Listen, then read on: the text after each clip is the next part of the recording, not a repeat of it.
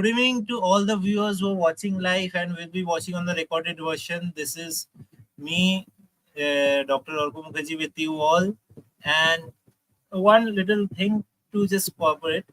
Whosoever have joined new, all thanks to them for joining with us. And since you know the recent thing is going on about this e-participation certificate and this credit score thing, so whosoever came after that, so let me tell you, the e-participation certificate will be starting from 8:15, and I hope it will be soon, starting soon.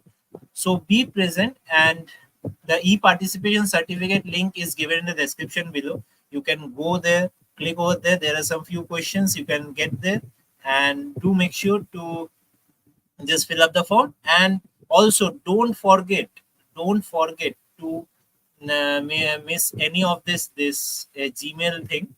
Don't put wrong Gmail. It will other than cause you not getting the certificate. So with this, let's start our today's CME with the 30 seconds countdown time.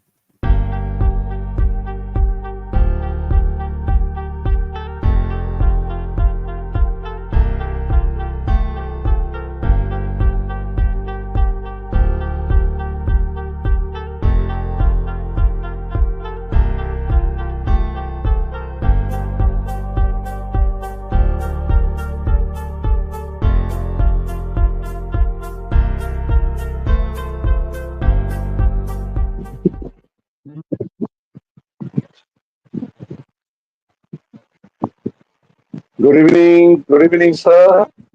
Good evening, all the respected viewers across the globe. Good evening, sir. Shubha Vijay Pranam to our seniors, respected seniors, and love and affection to all our fellow doctors and juniors.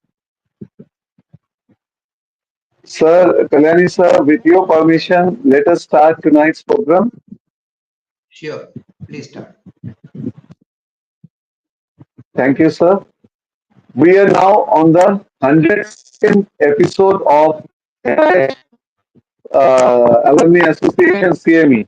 And nowadays, the CME and the credit score, it's a very hot topic. Very recently, our NCH chairperson had given certain notification. But NIH Alumni Association, under the leadership of our beloved Dr. Vivekananda Kalyani sir, and under the visionary seniors like our respected Dr. Ishwara Das sir, the previous directors and the management present for Homeopathy, we have been conducting the CME for last several years.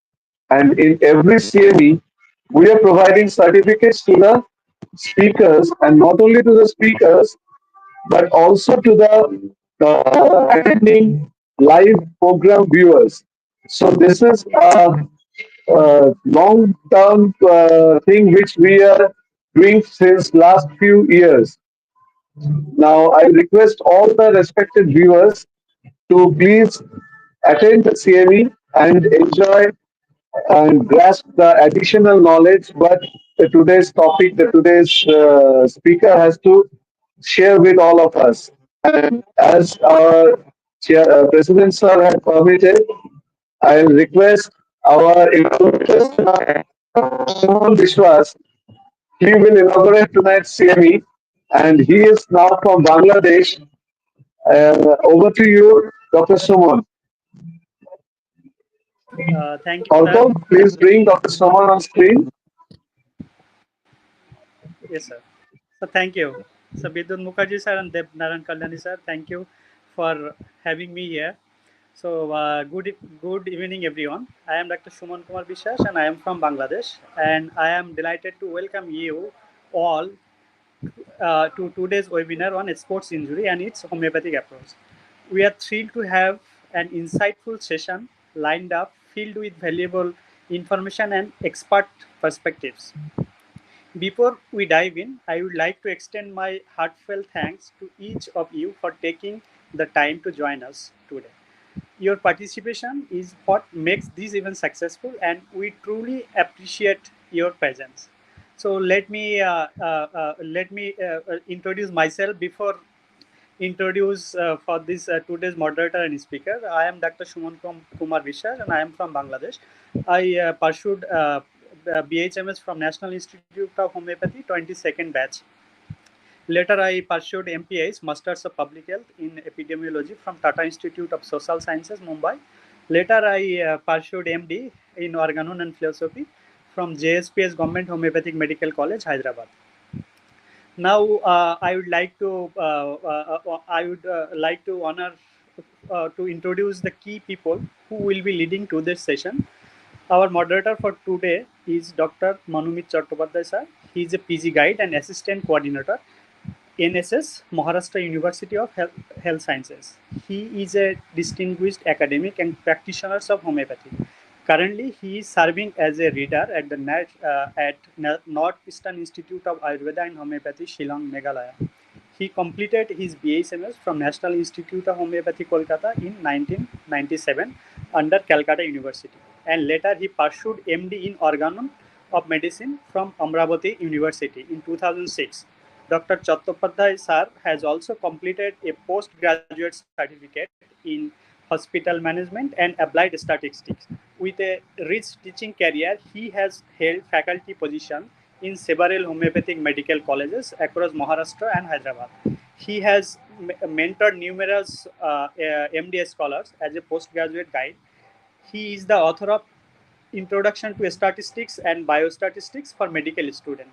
With his guidance, we can be assured of a well-structured and engaging discussion. Next, it is my pleasure to introduce our speaker for today's session, Dr. Vivekananda Chakravorty sir. He is from 10th batch BHMS of National Institute of Homeopathy, Kolkata. He received extensive theoretical and practical training of homeopathy from his alma mater from 1998 to 2005. He has been a clinical practice since 2005 and currently operating 2 clinics. He has special interest in treating pediatrics and injury cases, including sports injury cases. He usually prefers rapid prescribing techniques using keynote pathological symptoms and cases correlating with drug pathogenesis. He is also interested in treating comorbidities associated with NCDs. That is non-communicable diseases. We are fortunate to have him with us to share their deep insights on sports injury and homeopathic approach. Without further delay, I will hand it over to Dr. Manumit Chattopadhyay sir to begin this session. Thank you all for being here, and I hope you will find this webinar enriching and informative. Over to you, sir. So thank you. Thank you, Suman, giving a good introduction of mine. The sports injury, mostly it is related with my subject, that is the surgery. I used to teach the surgery in undergraduate, and there are so many scopes with the injury that can be treated by the homeopathic system of medicine. The wounds, the sprain, even the small fractures can be managed by the homeopathic therapeutics. And I will just ask Dr. Vivekananda to go through it, and later we will discuss about the consequences and the other aspects of the homeopathic approaches towards the sports injury. Okay, I think so. Dr. Orko?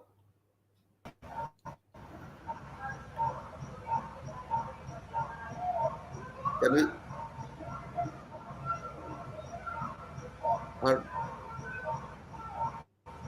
Hello.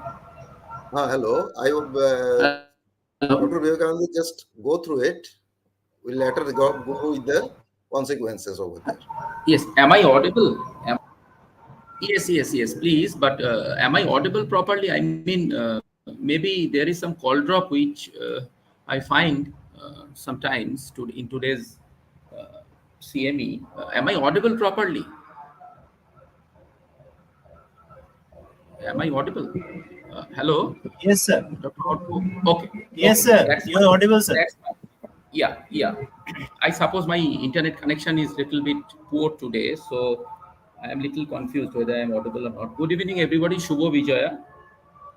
So I have been conferred with this topic long before by our beloved Dr. Bidyut Mukherjee when I was a speaker in our last one of our last CMEs, that is the 99th CME, that was on acute cases mostly rapid prescription.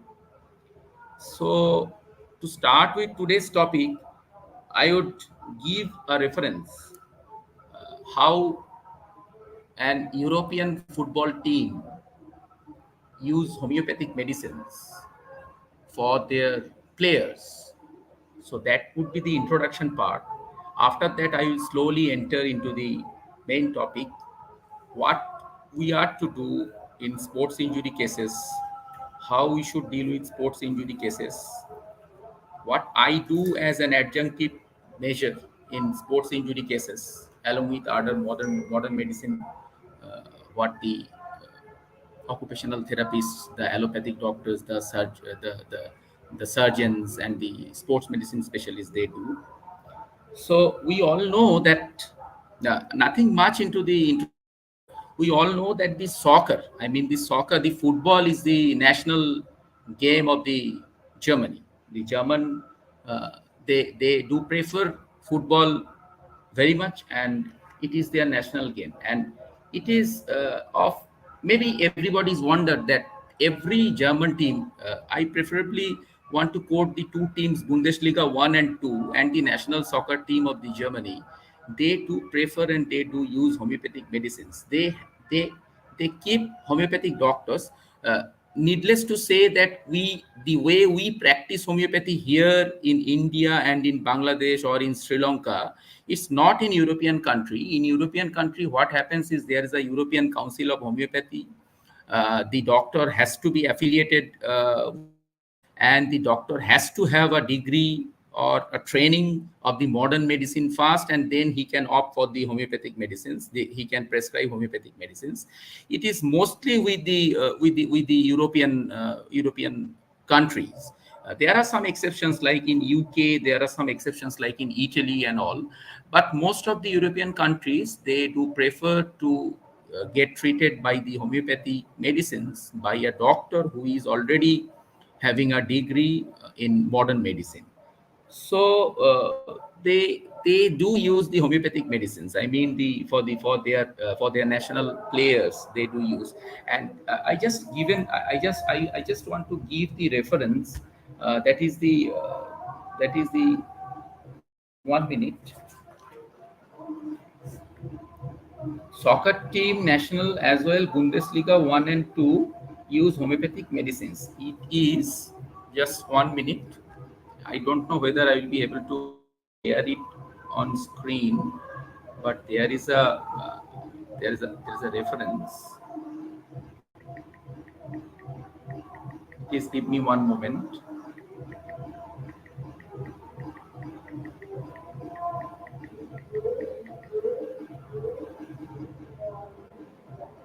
The study carried out by researchers from Koblenz found that nearly 92% of all doctors working at German football league teams, including the national team, prescribe homeopathic remedies to their players. They were interested to know what the top football teams in Germany were using to treat their aches and pains. So this is by actually I got from this. I can tell you the website, that is www.keldawhite.co.uk, keldawhite.co.uk. That is the reference for the people of for the players of the German team, football team, soccer team. They use homeopathy, and it has been frequent. I mean, it's not that for the last few years they have been using. It's a long process. I mean, they are into they are very much into the homeopathy for their sports injuries and all for a very long time. So fine. So now from that, I should stretch a little bit. We all know that football is a game of body contact. It's a game which is which we are very prone to get injuries if we play football, because there are some games like football, like basketball, like baseball, even if we talk about the swimming, if we talk about the badminton where you are using your arms frequently. So these are the games apart from other, even in every sports you get the injuries, like another story and another incident all we know, that when Michael Schumacher was skiing on the Alps, he got injured.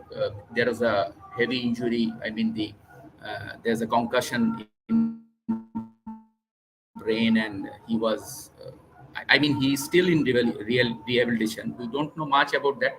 In France, near the Swiss Alps, there is a hospital, Grenoble Hospital, where his this surgery was done for the things, and he had been put in some cryo kind of chamber where he the metabolism was lowered to get the things, I mean the whole system was slowing down, got, I mean the whole system slowed down by the it's a kind of euthanasia, you can say, but it's not like that. It was like he has been put into some kind of therapy where his brain can heal.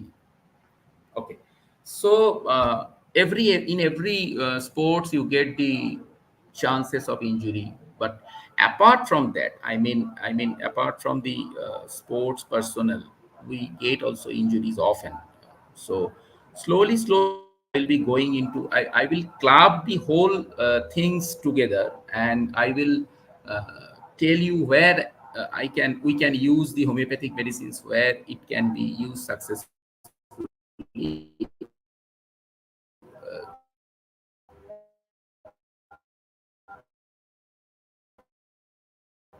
I am slowly going into that. So my first point is that booming. It's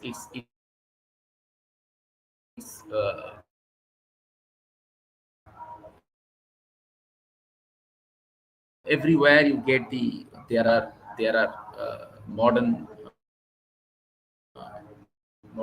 measures, aspects. There are different aspects where you can correct homeopathic point of view.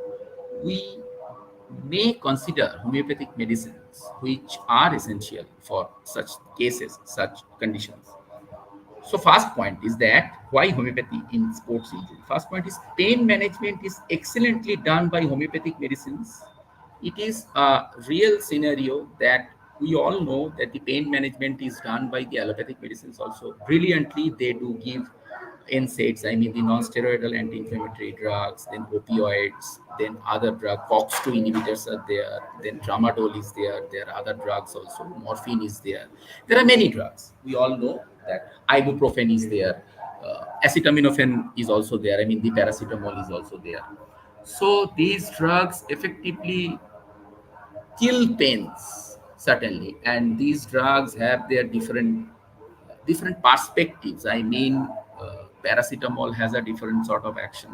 Uh, COX-2 inhibitor has a different sort of action, different modes of method. I mean, the mode, the process, the modus operandi is different in case of COX-2 inhibitor. It is different in case of acetaminophen. It is different in case of opioid analgesic. And strongly enough, it is needless to say that the opioid analgesic is given for the post-surgical pain relief and all. We all know that morphine is given slowly. Once the things are the pain managed, I mean the pain gets down, the patients of surgery, they switch. I mean they stop taking the intravenous injections for the pain killing medicines. They start taking the oral medicines like the acetaminophen, ibuprofen, so and so. Even the opioids also, there are oral also the possibility they take those medicines also for the post surgery cases and all. But we do have our own medicines in our armamentarium, which can be used along with that. In post surgery cases, if you are allowed to do so, it is not in all cases you are allowed, but if you get a good case where you are also doing the pain management conjointly with the allopathic medicines or the doctors, and if you are at par with the patient's will, that patient is willing to take homeopathic medicine, certainly uh, you have a good scope to deal with. Second point is, it is needless to say again that healing is brilliantly done by homeopathic medicines in injuries cases, in sports injury cases also healing. In my last seminar, that is 99 CME, I talked about Calendula officinalis and how a wonderful healing agent Calendula officinalis is. Am I audible? Hello? Hello? Am I audible? Hello? Hello? Hello? Okay. Am I audible? Am I Yes, sir. audible? Okay. Okay. Fine. Fine. So healing of the tissues, healing of the damaged tissues, healing of the structures, healing of the important structures of our body, that can be also achieved by homeopathic medicine fast. The third point is sometimes empirical use. We know the empirical use, EMPIRICAL, empirical use. We sometimes use homeopathic medicines empirically, like the first line agent, whatever. Like we can call it as a blind treatment of injury. We know from the modern medicines that sometimes antibiotic is given on a blind basis. Having a case of pneumonia, giving a coamoxiclav. Having a case of diarrhea, giving ofloxacin, norfloxacin, fluoroquinolone, so and so. Like the way also we sometimes give homeopathic medicines blindly to an injury cases, which may act brilliantly. We even don't know how fast, how good it is to deal with those cases, but sometimes we give blindly and get brilliant results. So that is another important part of the homeopathic medicines. The Puritan homeopaths might ask you, please don't mind taking the word Puritan here. The Puritan homeopath might ask me that why the blind treatment of injury. It is not the question of the blind treatment.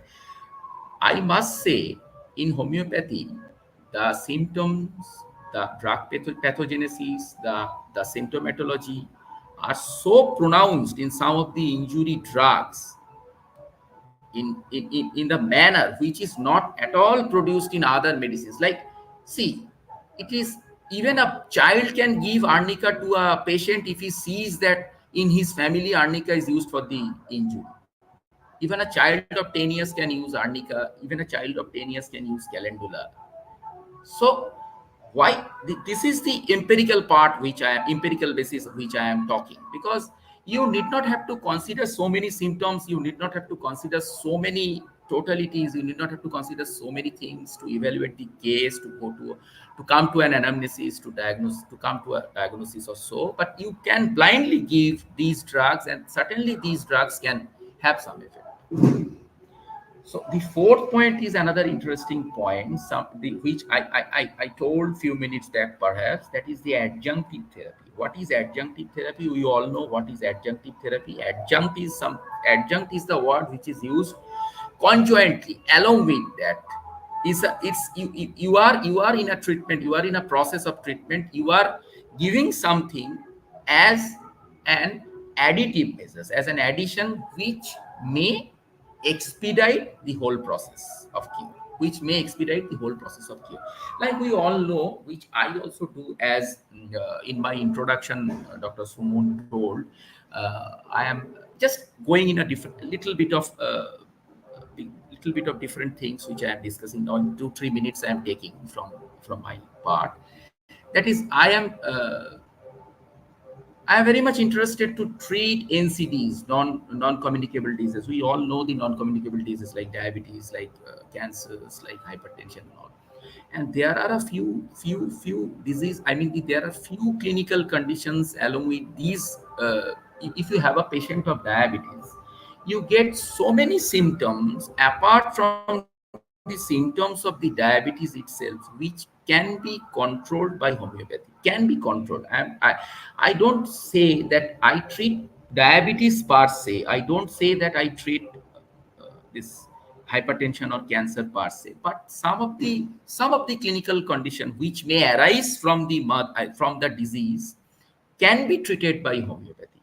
Like, one example I am giving, in a case of diabetes, it is, I often prescribe lidompal and lactic acid for pain management, pain relief.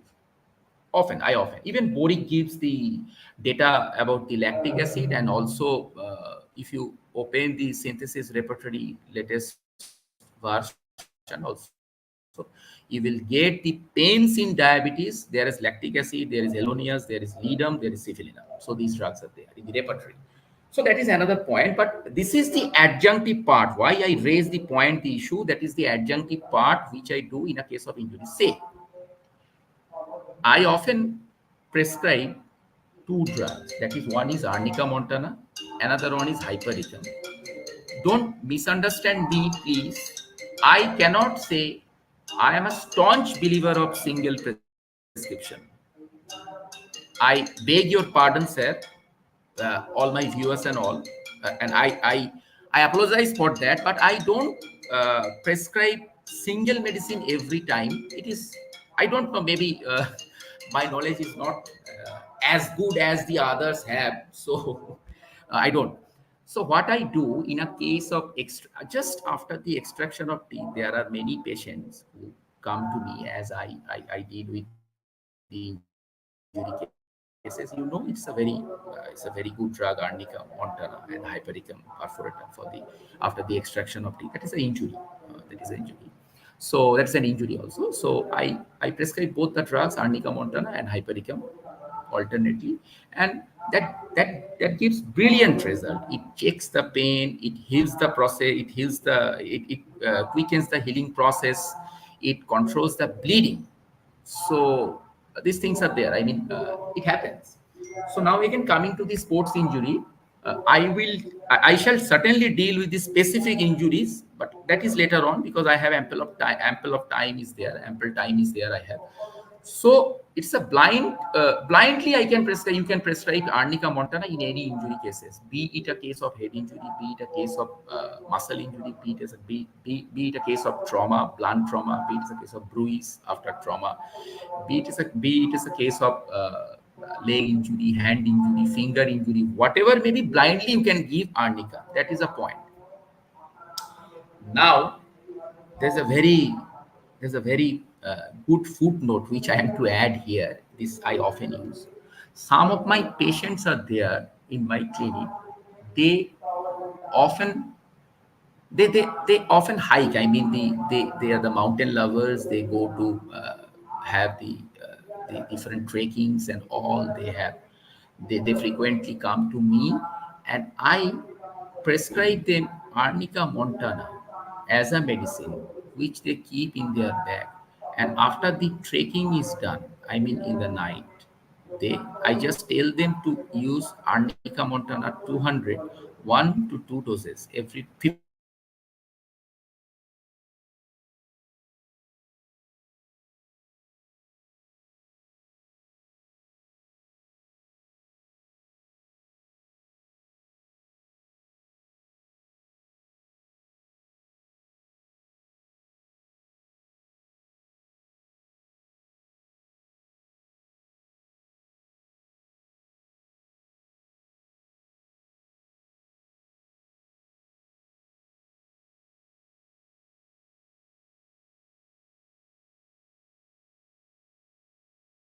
So that is how I prescribe it. So that is how I prescribe it.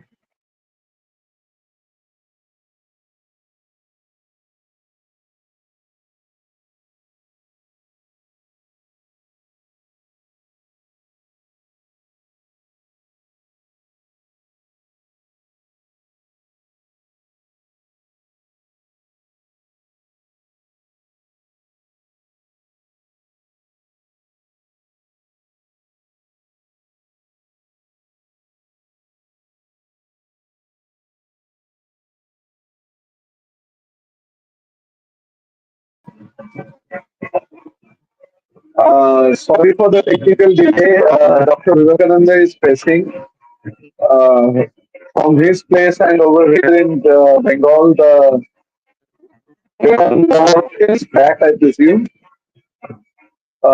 Vivekananda, if you are listening to us, please rejoin again, and we'll be having the session.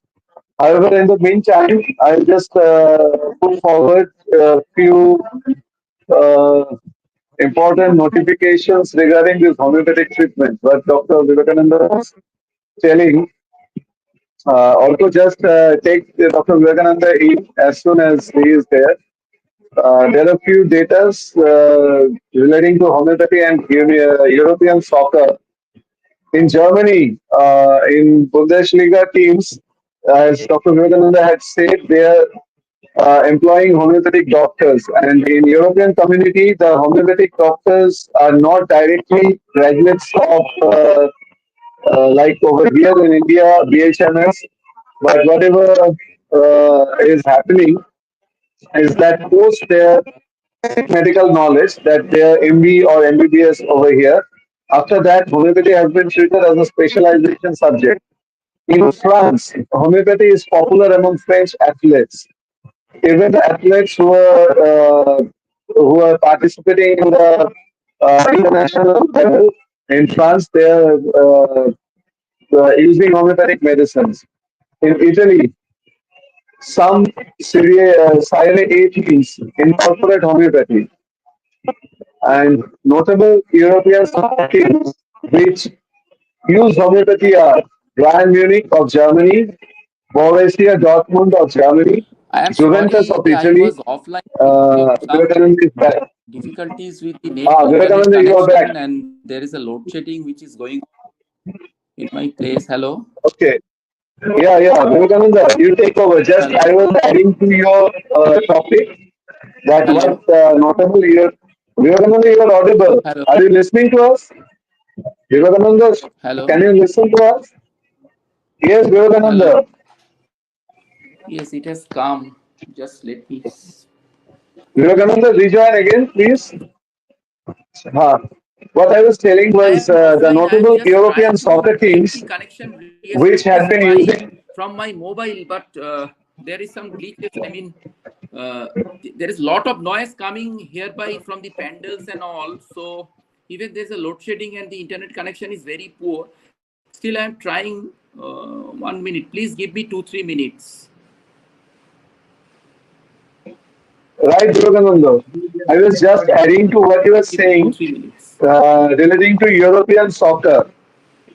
The European soccer teams which use homeopathy are Bayern Munich of Germany, Borussia Dortmund of Germany, Juventus of Italy. French national team had used homeopathy in World Cup 1998. In Arsenal FC of England, former manager Arsene Wenger used homeopathy. And to our information, just there are few key figures in homeopathy and sports medicine. Dr. Hans William Moller Utford of Germany, a homeopathic doctor of Bayern Munich and Borussia Dortmund. Dr. Jean Markel Farret of France, homeopathic doctor for French national team during World Cup 1998. So these are certain things which opens a vast horizon of scope for homeopaths across the country and across the globe. But Kalyani sir, till Yeah, our it is. beloved Vivekananda joins, here he is. It is okay now.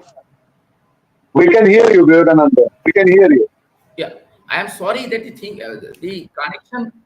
Yeah, yeah, connection got lost. So there's a lot of noise coming on from the nearby pandals. So it is very difficult. Still, I am trying my level best. Okay, so I was with Arnica, perhaps. So it's a you can say it's a broad spectrum injury medicines which can be used, like the broad spectrum antibiotic penicillin. So later on, I will come to the arnica for the different. I mean, where it is exactly required and all. So now the adjunctive measures can be taken. I mean, can be given to the patients by the homeopathic medicines, the injury medicines in sports injury cases.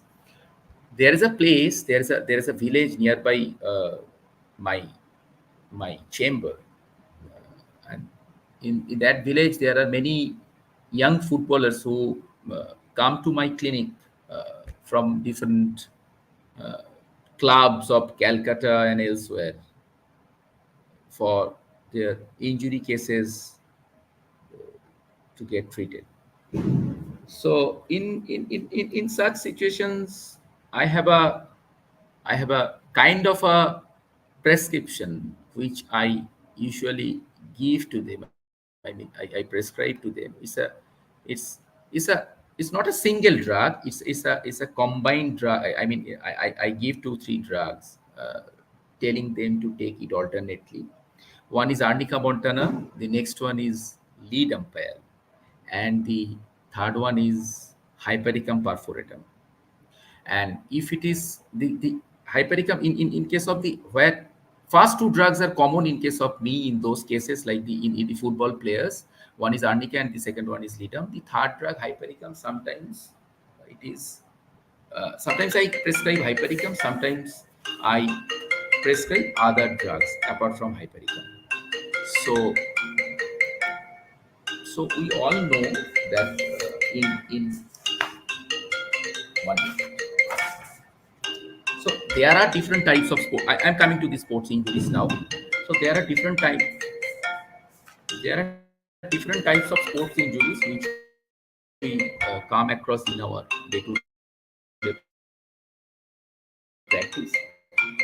Injuries, there are some chronic injuries, and sometimes there is a point in chronic injuries. Sometimes we are not okay. I mean, we don't feel it. We don't understand it properly. I mean, not the doctors, even the patient don't understand it properly, and it's late when they approach the doctors. When they go to the doctors, it is rather late. So that time it becomes little difficult to get treated. So one of that chronic injury, that is the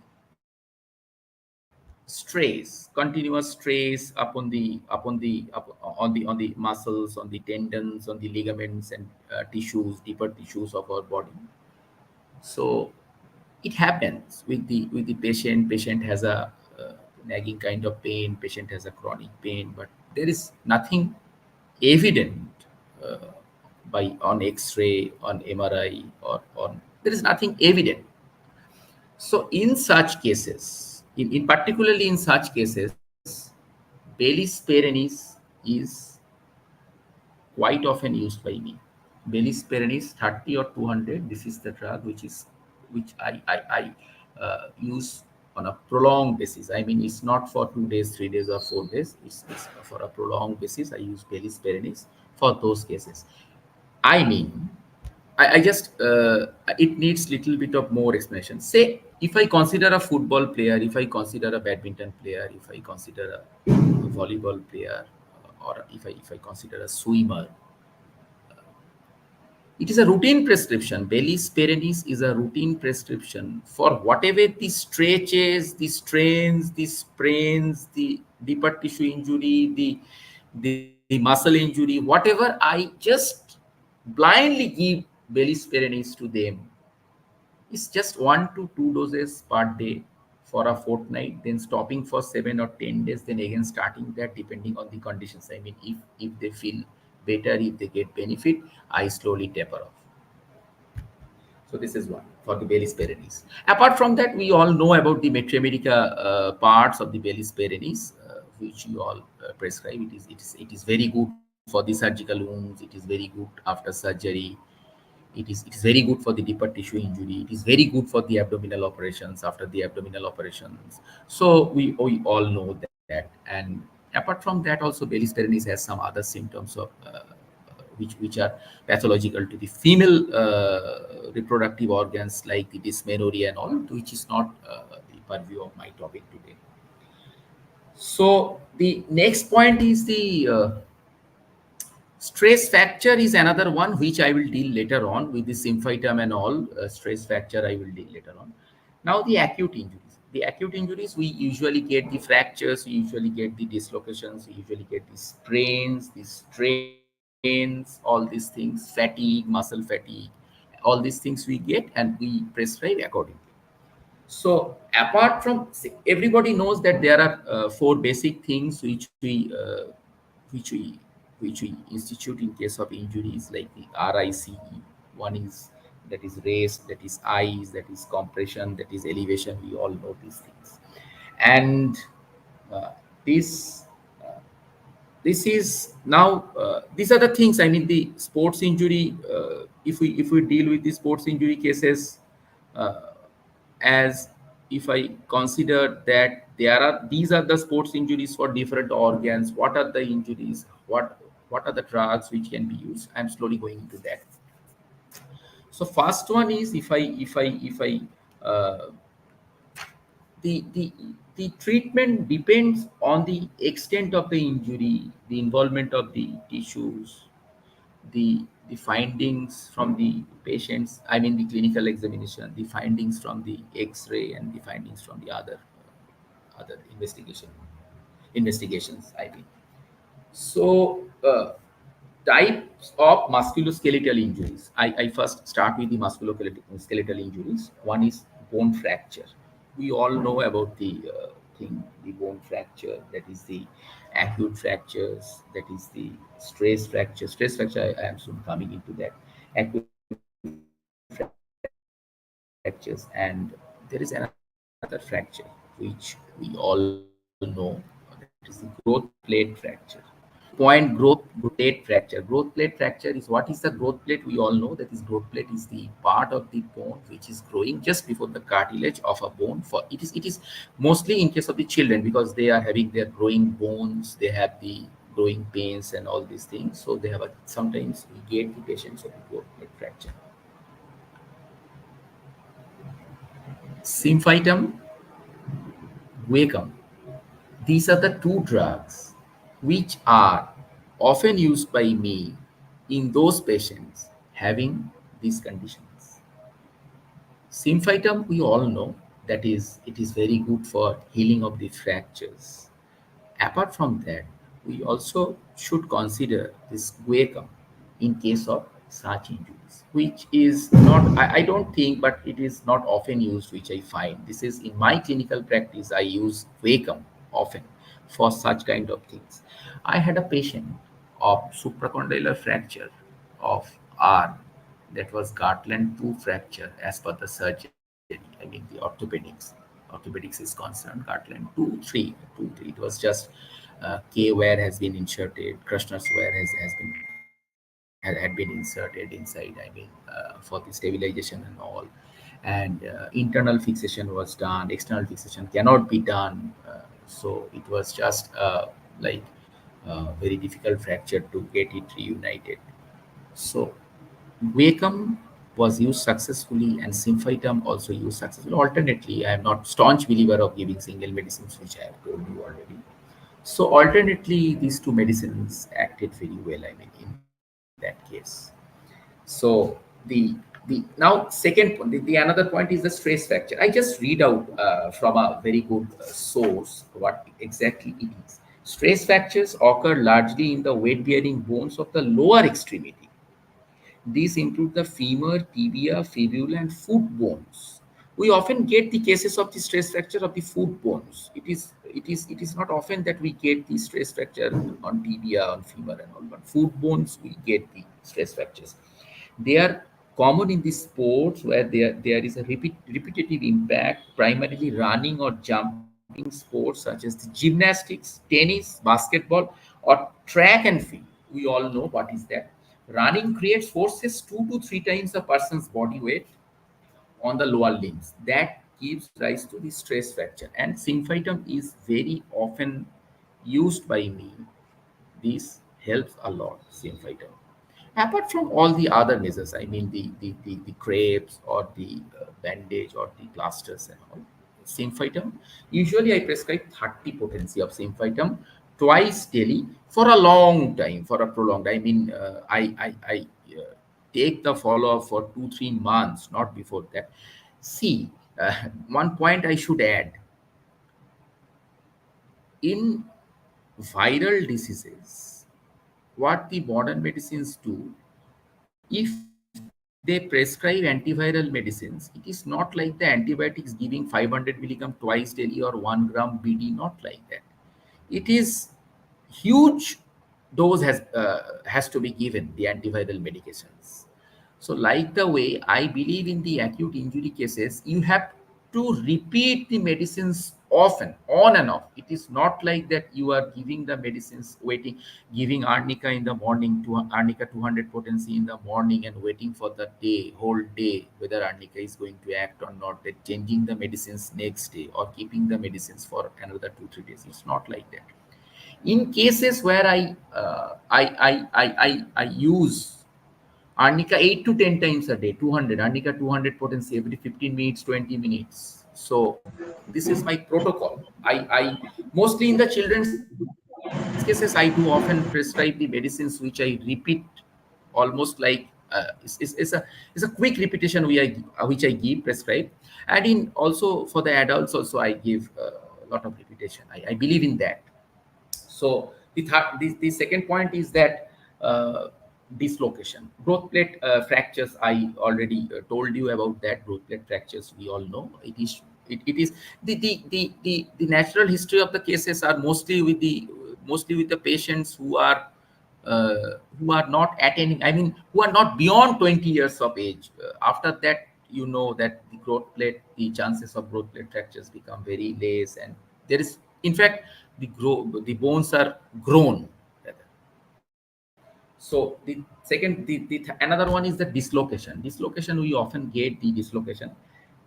We know what is dislocation, but what are the contact sports which are mostly associated with? I mean, the dislocation, chances of dislocation is more with the basketball, the football, and the contact sports, the high impact sports. These sports may give rise to these conditions often.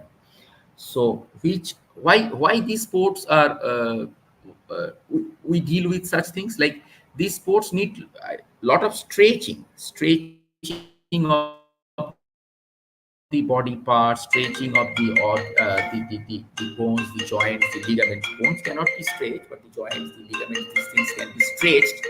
So there's a chances of overstretching, chance of overstretching and all. So chances of dislocation. We often get the shoulder dislocation because uh, a dislocated joint needs immediate medical attention. We all know that, and this is sometimes painful.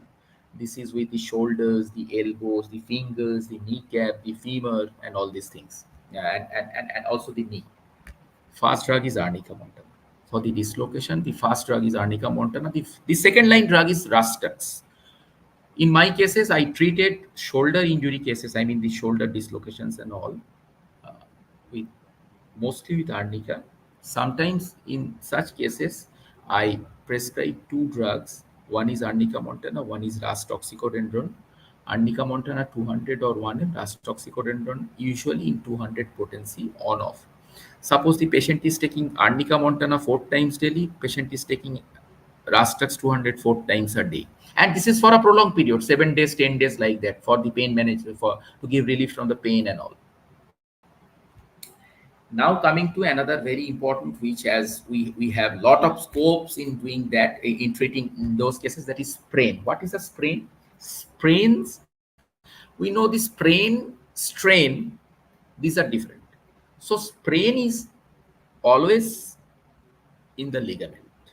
So sprains are stretches or tears of ligaments, the bands of connective tissue that join the end of one bone to another. Sprains are caused by trauma such as fall or blow that knocks a joint out of position. Sprains can range from, it is a sports medicine thing. These sprains can range from first degree minimally stretched ligament to third degree, a complete tear, which we get the ACL tear in case of knee, anterior cruciate ligament tear, ACL. So there's a partial tear, there's a full thickness tear, kind of that. areas of body most vulnerable to sprains are ankles, knees, wrists. These are the zones. I mean, these are the organ. These are the areas. These are the joints which get sprained often. The ankles, the wrist, and the knees. We all deal with the ankle sprain cases, and the first medicine for the ankle sprain cases is Ras toxicodendron. But there is a trio, which we all know, the trio, which I often apply. That is, for the first 7 days, in a case of ankle sprain from any injury, from any sports injury, Arnica montana 1 m 3 times to 4 times a day for 7 days, followed by Ras toxicodendron 200 or 1 m 3 to 4 times a day for 7 days, followed by Calcarea carbonica 200 or 1 m 2 to 4 doses. So that is a trio I prescribe in case of sprain, that is often prescribed by me. Arnica followed by Rastux followed by Calcarea. Sometimes for the pain part of the sprain, I mean the pain management part of the sprain, if you have an ankle sprain, we all know that there's a pain, there's a swelling, there is a loss of movement, and I mean there are these symptoms are there. I mean, these are very common symptoms of ankle sprain. Patient is unable to walk, and patient has pain moving the ankle. So if there is swelling, if there is much swelling, I combine arnica with Rastux. In those cases, arnica 200, Rastux 200, or arnica 1 m, Rastux 1 m. Both 3 times daily, 3 times. That means 6 times a day. Both the drugs are given. We all know that that is Rastux is gold standard medicine for sprain, wherever maybe. Maybe you have a wrist sprain, maybe you have ankle sprain, whatever, wherever maybe the sprain is. If the sprain is concerned, the Rastux is the gold standard one. But if there is tissue swelling, soft tissue swelling, much swelling, I combine Arnica montana with Rastux. But I never give Calcarea curve along with that. Calcarea curve is a later drug which come later. I mean, once the patient gets some benefit from the pains, once the patient gets some benefit from the swelling itself, I give Calcarea curve to complete the cases. I must mention another point particularly in these cases of ankle sprain from the sports injury. Any sport can give rise to ankle injury if the legs are involved. So there is nothing much specific with the football or with cricket or whatever maybe the sports injury is. Strontia carp. Strontia carp, sometimes in such cases, in a few cases, I find that Calcarea curve is not, I mean, it is unable. It is not completing the case itself. Patient has some pain, patient has some limitation of movement. After even the Calcarea curve is given, after even I try to complete the case, I'm trying to complete the case with Calcarea curve. This may call for Strontia curve. It is in my clinics, I find Strontia curve in chronic sprain. It is very good, specifically in chronic ankle sprain. And to my astonishment, I would add another drug, which even is a you can say is a very good drug in our Metromedica, in our armamentarium, that is carboanimelis. Carboanimelis sometimes act brilliantly in chronic sprain, but these are not the first line agents. See, if we we should categorize our injury drugs. We should categorize our sports medicine related injury drugs under different headings, which is the first line agent, which is the second line agent. Can we combine the first line agent with the second line agents, then the third line agents, the last resort, kind of that. Like we all know, in modern medicine, like the antibiotics, we give aminopenicillin. It's a blind treatment or macrolide antibiotic. If we cannot do anything with that, we then add aminopenicillin with some other antibiotic, some other. Maybe it is a fluoroquinolone, maybe it is a doxycycline, maybe it is other one. But for the we reserve, there are some reserved drugs like the third line agents for the heavy infections, for the difficult infection, like the meningitis. We give we think of ceftriaxone, that is the third generation antibiotic. So these are the later drugs which come as antibiotics in different infections. We keep reserve vancomycin for serious Staph aureus infection. We give we preserve linezolid for serious Staph aureus infection. This is a novel drug. Like the way I categorize the homeopathic medicines for the injury cases, which is first line, which is second line, which is third line, like the way. So I have given the example of this Arnica montana rastux, Calcarea carb, and Strontia carb, and Carboanimalis in case of ankle sprain. Often used, very often, because ankle turn easily. It is with you, it may be with me, it is with the football players, it may be with the cricket players, whatever. I mean, whoever is the patient, it is a common injury. The second one is a strain. Now coming to the strain, where I differ from sprain and strain, I just let you know. A strain is a twist, pull, or tear of a muscle or tendon. So first point is the ligament, the second point is the tendon. There lies the difference.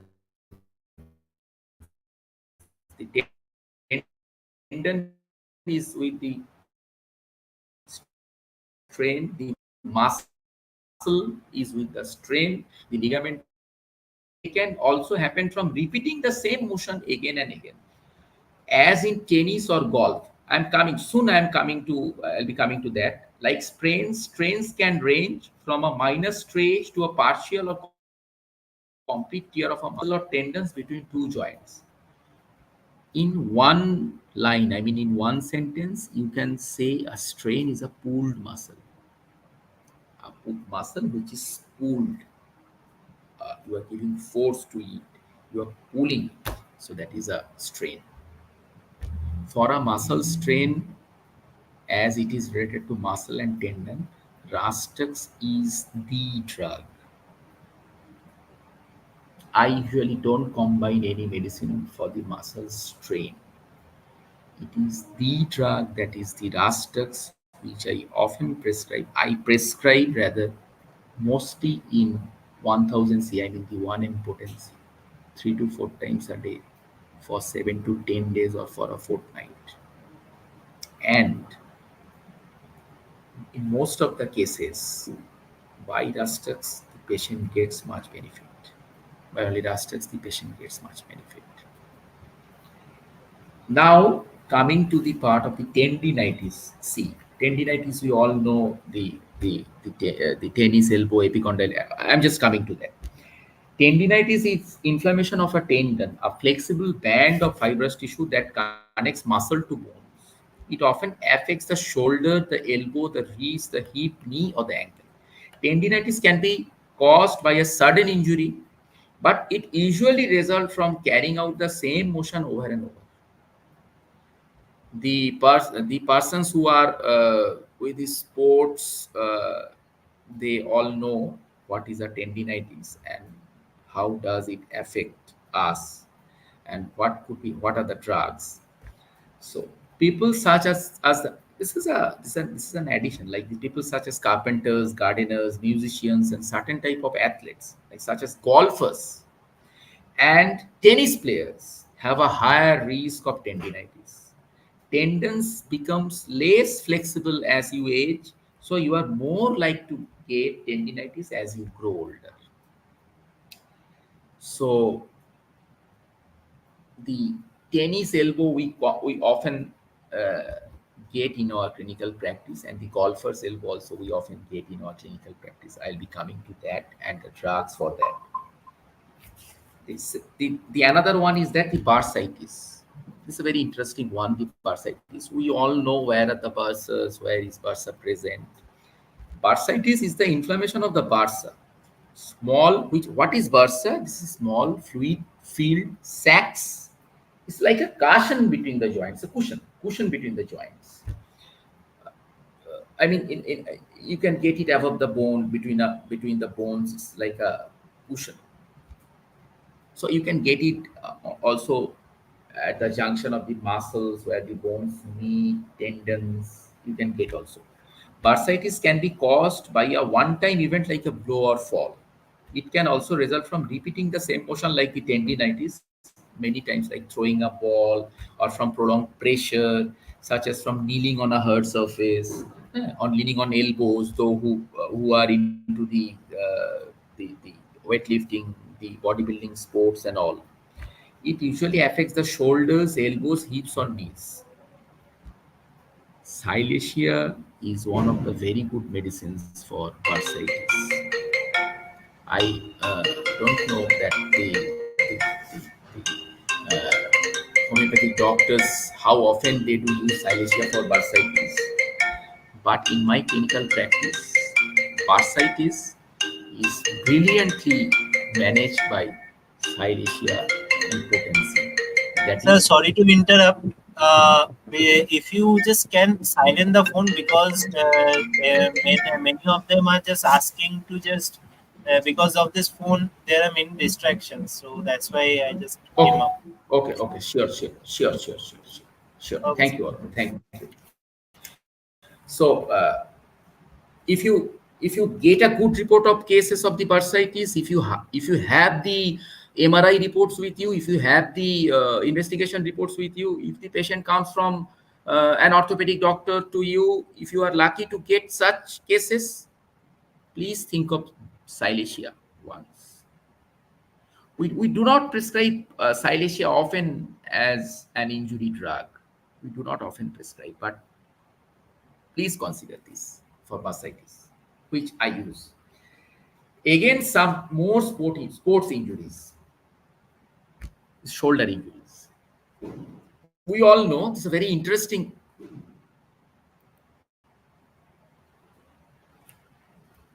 One minute.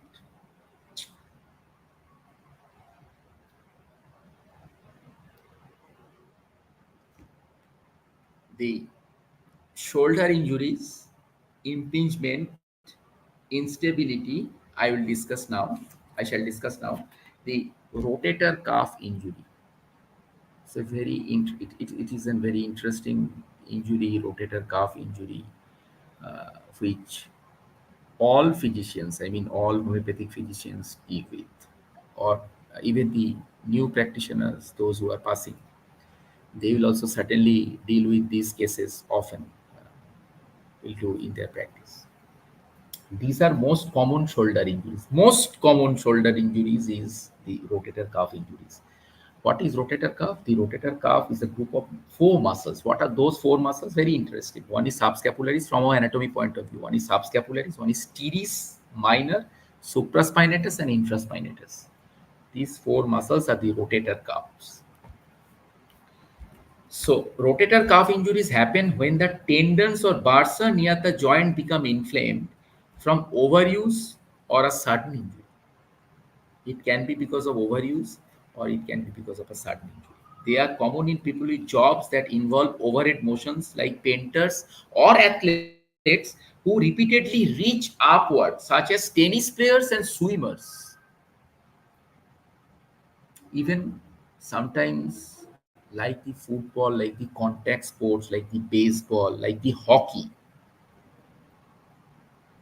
swimming is also prone to some injuries. It is not like that we are swimming inside in water and there is no question of injury that can occur. Rotator cuff injury is very common with the swimmers. We should remember this point, because I do get the swimmer patients also, the small kids their parents are preparing them, their trainers are preparing them for.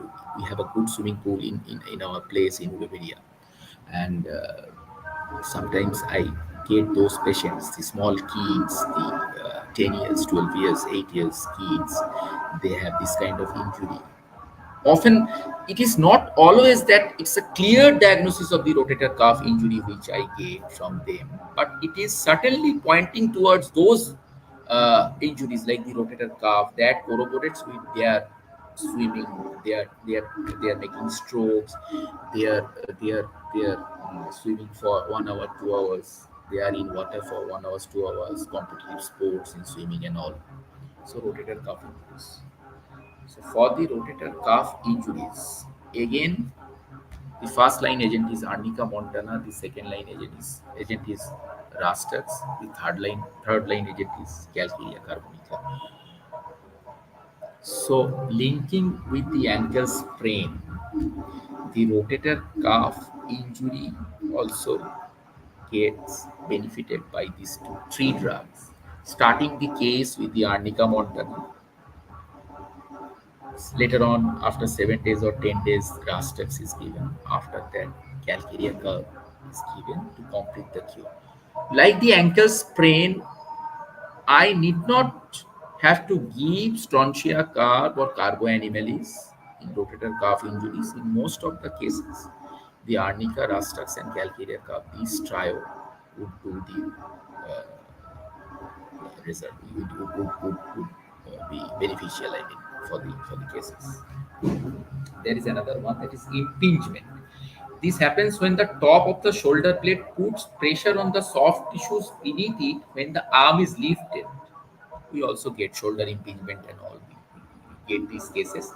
Tendinitis and bursitis can develop, limiting movement and causing pain. Repeated overhead movements, such as those used by swimmers, increase the risk of impingement. In such cases, there is another drug which is not again like silesia is not an injury drug commonly used. That is Sanguinaria canadensis for shoulder impingement. Because I corroborate these symptoms, Sanguinaria canadensis has a symptom, especially with the right arm, but I don't follow that particular point from the Metria medica. That is in the right arm, it is sanguinaria. It is the left arm, it is the sanicula. It is the left arm, it is ferrum metallicum. Not like that, always I follow that. In both arms, cases of the both arms shoulder impingement, Sanguinaria canadensis, 200 potency. The symptom of the Sanguinaria canadensis in such cases is if you try to elevate the limbs, if you try to elevate the shoulders, if you try to raise the shoulder, there is pain. That is the Sanguinaria canadensis. So that is again a very good medicine, often prescribed by me in case of shoulder impingement. See, the pathology, the symptom from the pathology, the impingement, the pathology of the impingement, the symptom we receive from the patients of the shoulder impingement corroborates with the symptoms of the Sanguinaria canadensis. That is why the prescription is made by the Sanguinaria canadensis, as I just read. This happens when the top of the shoulder blade puts pressure on the soft tissue beneath it when the arm is lifted. When the arm is lifted. So that is Sanguinaria canadensis, a very good clinical hint which I use. This is you can say it is nobody has told me about this. Nobody has taught me about this.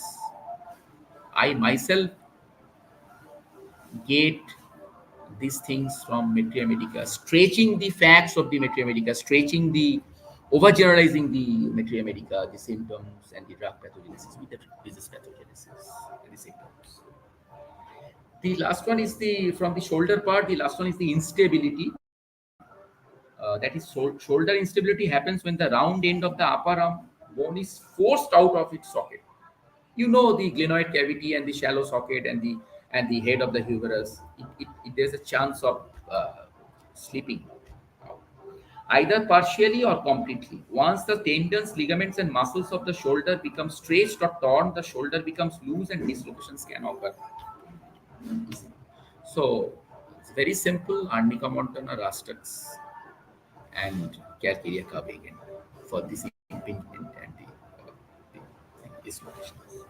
Now come to the elbow injuries. 2, 3 important drugs like Sanguinea canadensis, I would say, with the epicondylitis of the lateral epicondylitis, that is the tennis elbow. That is also interesting. Elbow injuries. Today is my discussion is not with the cases which I am going to represent. This is just a discussion, just a clinical discussion where we are to use homeopathic medicines, and it should be in a fashion, in a manner which is to be generalized sometimes.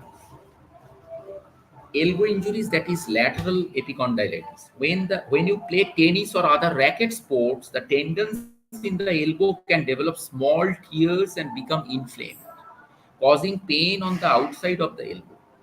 Like the painters, plumbers, carpenters, and others who repeatedly use their forearms are also at higher risk of getting tennis elbow. We all know that the great Sachin Tendulkar had this tennis elbow, and he had been operated by some great physicians, great orthopedic surgeons, and all. I don't remember the name of the orthopedic doctor now. So, in my practice for the tennis elbow, I use 4 drugs. Very interesting. If you open the repertory synthesis, also these drugs are given, and one of the very renowned physicians, French physicians, Dr. Pierre Schmidt, all the additions had been given by him in the repertory 9.1 synthesis edition. The latest edition also will get that. One is Rastux, that is in second grade probably. I don't remember the grade. Another one is Agaricus muscaris, Ambra Gricia, and probably the fourth one is the Symphytum. Probably, if I am not mistaken, probably the fourth one is the Symphytum. These are the drugs for the tennis elbow. All these drugs I have been using for the tennis elbow for a pretty long time, because tennis elbow is not a condition which you often met with the sports injury personnel. It is always with the carpenters, with the persons who pull the objects, like the weight bearers, like the painters, the van pullers, the rickshaw pullers. We also get this injury often in our practice. I start the case with Rastux 200. If I get benefit from the Rastux, that is fine. I continue that. If I don't benefit from Rastux, after I usually give for a fortnight, not before that. I don't withdraw the medicine often after giving 3-4 days. So after a fortnight or so, I usually prescribe agaricus along with symphytum in these cases for the tennis elbow cases. Agaricus and symphytum. Agaricus only 2, 3, 4 doses I give, 200. That is all. I wait. And symphytum is given on a PD or TID basis for a long time. And in a few cases of tennis elbow, which I am not being able to complete the cure or complete the case with these drugs, I mean the Rastux, Agaricus, and Symphytum, I sometimes give Ambra as an intercurrent drug. Ambra. These are the lesser known drugs for the injury, which are used in injury as well as in sports. So my discussion is with the lesser known drugs as well as the drugs which are commonly used, like the first line drugs, like the first line antibiotics which I spoke. The another one is that medial epicondylitis, which is a golfer's elbow. Very important point in golfer's elbow. Another lesser known drugs which is not used usually in case of injury, which I use in case of golfer's elbow. So one is with the tennis elbow, the lateral epicondylitis, which we get from this lateral epicondylitis. One is the medial epicondylitis, that is the golfer's elbow. As the name signifies, it is with the golf people and all, like the golf players and all. But we do often get with the other patients, who are the workers, carpenters. We also get sometimes. It is not with the sports person always. So the there is a symptom which is often found in case of golfers elbow patients. It's a form of tendinitis that causes pain in the inner part of the elbow. The second point I am going to read is a very vital point in golfer's elbow. Pain may spread to the forearm or wrist. Pain may spread to the forearm or wrist. I use Calmia along with Rastux in case of golfer's elbow. I take the symptom. We all know that the Calmia is a drug for the nerves. We know the Calmia is related to the sciatic nerve syndromes and all, the spondylosis, which affects the lumbosacral regions and all. Pain goes down inner part of the thigh. Whatever the our Mathematica speaks is okay with. But with the golfer's elbow patient, please consider Calmia once if you are not getting benefit from Rastux. 200 potency, 30 or 200 potency. In my clinical practice, golfer's elbow is often dealt with both the medicines, Rastux along with Calmia. Calmia 200, 1 to 2 doses daily. Calmia 30, 1 to, depending on the symptoms of the patient, condition of the patient, intensity of the pain, suffering, limitation of the movement, etc., etc. So Rastux is 200 or 1 twice or thrice daily.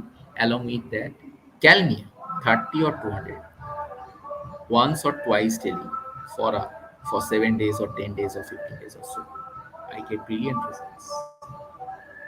As I take the symptoms from the pathology, it sometimes comes from the inner part of the forearm to the wrist. So if Calmia has a symptom, the pain goes down. And unless the nerve is involved, how would get the symptoms of the pain, how would feel the pain unless the nerve is involved. But there has to be an involvement of the nerve. Again, the pathology favors the use of Calmia. The third one is the little league elbow. This is somewhat from the diagnostic point. It is sometimes difficult to diagnose in case of little league elbow unless it has been diagnosed beforehand by an orthopedic doctor or sports medicine specialist. This is again related to growth plate injury, which I get sometimes. It's a growth plate injury to the elbow caused by repetitive throwing in youths. It is most common in pitchers, pitchers. But any young athlete who throws repeatedly can get it. The pain is again in the inner part of the elbow. This is also with the young baseball players also. This is a growth plate injury of the elbow. So even the young baseball players also get this injury. Again, in this case of in such cases of injury, you have Rastux and Calmia latifolia. You may consider these two drugs. The fourth one we get is a commonly used term we get, that is the ulnar collateral ligament. Repeated throwing can cause tears to this ligament on the inner part of the elbow, causing pain and decreased throwing effectiveness. This decreased throwing effectiveness. So this is again with the Rastux. This is again with the for the pain management Arnica Montana. This is again for the pain management and to complete the theories calcarea curve, also like the way trio I have spoken already. And for the ligaments injury and the tendons also. In my clinical practice, though it is not mentioned in Materia Medica, for the ligaments it is mentioned. Adjunctive metallicum is a very good drug for the ligament injuries, where you are not being able to differentiate between because patients sometimes come with you without the reports, without the MRI report, without the X-ray findings, without the prescriptions, because we are not always vast in dealing with the sports injury cases like the sports medicine specialist or an orthopedic does do. So in those cases also, you may consider argentum metallicum as an adjunctive drug, which I spoke about the adjunctive usage of the medicines. Adjunctive drug, argentum metallicum. It often clears the case. It often gives benefit to the patient, where you are not being able to do these with the normal injury drugs. Even the great drugs, great injury drugs, you can consider of argentum metallicum. See, one is argentum nitricum, one is argentum metallicum. These two have completely different symptomatology. Apart from the symptoms of the vocal cords, I mean the larynx and all, other symptoms are different. So now the knee injuries, it is very common in football, in other sports also. You get the knee injuries. So one is runner's knee. Runner's knee. What is runner's knee? Also called the jumper's knee, or it is nothing but the patellofemoral pain syndrome. This jumper's knee or the runner's knee is nothing but the patellofemoral pain syndrome. This condition causes, it's a very simple thing, causes pain or tenderness close to the kneecap patella, close to the kneecap, at the front of the knee. It is common in runners, but it also affects people who are active in other ways, such as those who hike or cycle, because these are interrelated, interconnected, you can say. For the runner's knees, for the jumper's knees, for the patellofemoral pain syndrome, again we have the arnica montana astax, which I use. Arnica montana and astax, these two drugs. Start with arnica montana. If there is much swelling, okay with arnica montana. If there is limitation of movement, there is pain, that is, I don't consider always that the pain is often benefited by repetitive movement. I mean the continuous movement, which is a gold standard symptom of Rastax. I don't consider often this one. Sometimes in my clinical practice, you might also get these symptoms that arnica, this Rastax patient has breast pain as well as the pain on movement. It is not always true that the Rastax patient has to have the pain which is relieved by movement, or which is relieved by the aggravated by the fast motion and relieved by the continuous motion. It is not always per se. So this is one. The fracture of the knee also, the kneecap patella fracture and all these measures by the orthopedic doctors and all. Again, the pain management, the swelling, the arnica, with the arnica. We all know that. The dislocation. A large impact to the knee can cause the kneecap to be forced from the groove in the thigh bone femur and pushed out of the ligament alignment, causing the kneecap to slip out of its position. Like we talked about the slipping out of the position in case of the shoulders, impingements and all, followed by the dislocation. This is again controlled by arnica, the pain management. Pain management is very well done by arnica. Next comes the torn ligament. The ACL tear I am talking about. This is the most common tear of the knee anterior cruciate ligament tear, which is often dealt by all of us, by the homeopathic doctors, by arnica, Rastax. And in ACL ligament cases, ACL tear or ACL, I don't know whether we can achieve something in case of complete tear, ACL tear. That has to be reconstructed by surgical procedures, surgical measures. Even not with the partial tear. I have had no experience in that. But for the injury, the ligament injury, ACL injury, the other findings in the MRI, the swelling, the tissue swelling, surrounding tissue swellings and all.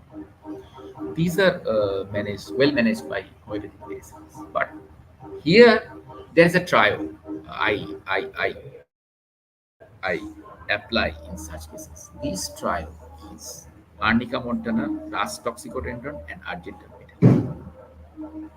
So at one end, I prescribe argentum metallicum in cases of the ligaments where there is a there is not much relief of the pain. There is not much relief of the symptoms. There is not much relief of the of the movement. There is limitation of the activities, movements. This becomes chronic. Patient is not getting benefited quickly. So that is again the argentum metallicum part I use as an adjunctive one.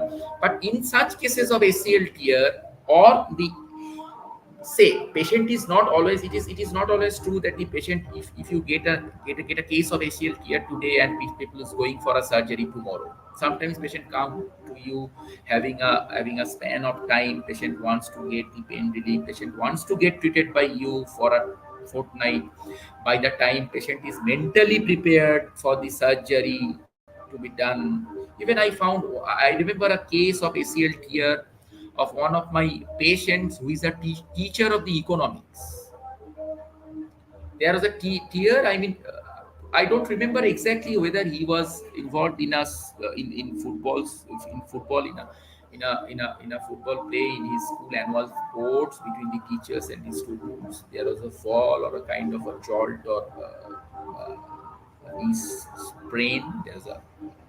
I don't remember exactly the history of the case, but there was an ACLT or even, and the patient was treated. I mean, I was treating the patient for a period of 4 to 6 months. I was repeatedly telling the patient, please go for surgery because this is a case of ACL tear. No, doctor, I am better. Please do something for me. I will certainly go for surgery. So sometimes patient has in back of their mind, patient has some sort of thinking that patient is not fit for surgery. I'm not talking about the monetary aspect. I'm not talking about the physical fitness or so.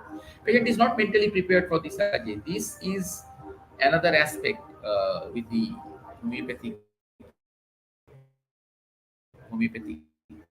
prescriptions and all. And I kept on giving him. I mean, I started giving him the homeopathic medicines for the ACL. It was a complete tear. I mean, the MRI findings, it was found. So there was some betterment of the pain from the pain part of the patients, and the swelling and the pain and the limitation of movement. Somewhat better in that case. So in this case, the trio is Arnica montana, Rastux, and Argentum metallicum. Here, every fortnight, I mean Argentum metallicum, 4 to 6 doses. I repeat every fortnight. Particularly in case of ACL tear, I am talking about not the here. It's not the adjunctive measure which I am taking like the others. So that completes with the ACL tear, and there's another one, the meniscal tear. Meniscus, we know the knee, the cup-shaped structures like there are two structures like this which holds the knees. I mean the knee joints. It stabilizes the knee joints. There is a chance of meniscal tear also. This is nothing but a cartilage which you can consider like the shock absorber of a bike or a car. So how does it happen? A twist, an awkward twist can certainly this gets rotated. I mean the knee gets rotated from the knee joint. It gets rotated. There's a twist or pivot can cause a tear. I mean, the meniscal tear there's a possibility that they are commonly torn when the knee suffers a sprain or complete tear of the knee ligaments. Again, rusters. If we know the pathology, if we get to know, I mean, the how the meniscal tear, what is meniscus, how the tear, where does the tear happen, whether it's a case of ligament injury or whether it's a case of tendon, it's a case of bone injury, we say rusters. So meniscal tear is equal to rusters. Rusters. Tendon tear.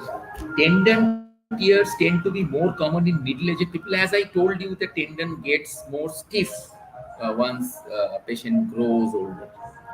Who play sports that involve running and jumping, they often happen because of the forceful landing, like the ice skiing. I mean, the Alps, in the Alps mountains, those who are skiing suddenly from one step to another step down. So, forceful landing sometimes from an awkward jump. There's a chance of tendon tear. There's a chance of the muscles and the tendons. Here, you again have the Arnica montana, Rastax, and Calculator. So Rastax, you can consider Rastax Arnica. These are the broad spectrum. I mean the multi users like the tendons, like the ligaments, the muscles, like the aponeurosis, like the joints, like the parts of the bones where the joint from the joints the movements of the bones takes place.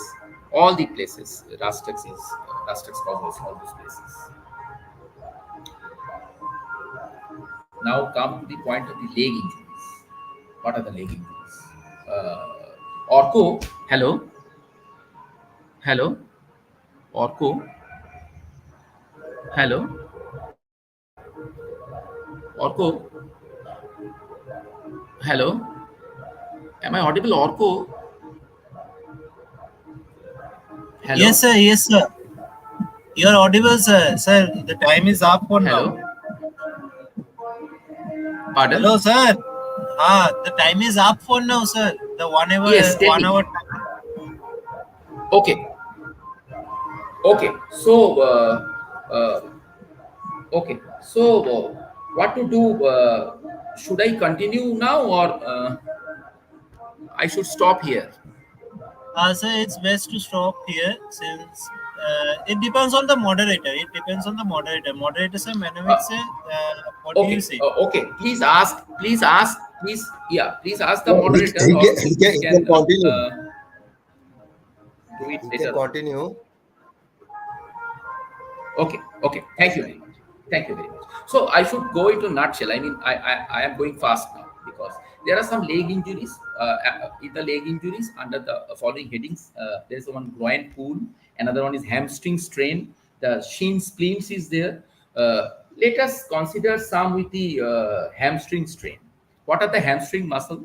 The hamstring muscles are biceps femoris, semimembranous, and semitendinous, tendinosus. These are the muscles, and hamstring strain is a very common injury for the jumping, for the sports with the gymnastics, the sports where the hamstring muscles are involved. In most of the sports also, where leg muscles are involved, hamstring gets involved. Hamstring muscles get involved often. So here the approach should be with the Arnica montana, the Rastax, and the Guaiacum, because we all know that the Guaiacum is a medicine which has got the pathological action on the hamstring muscles, hamstring strain, hamstring stretch, and all. Guaiacum.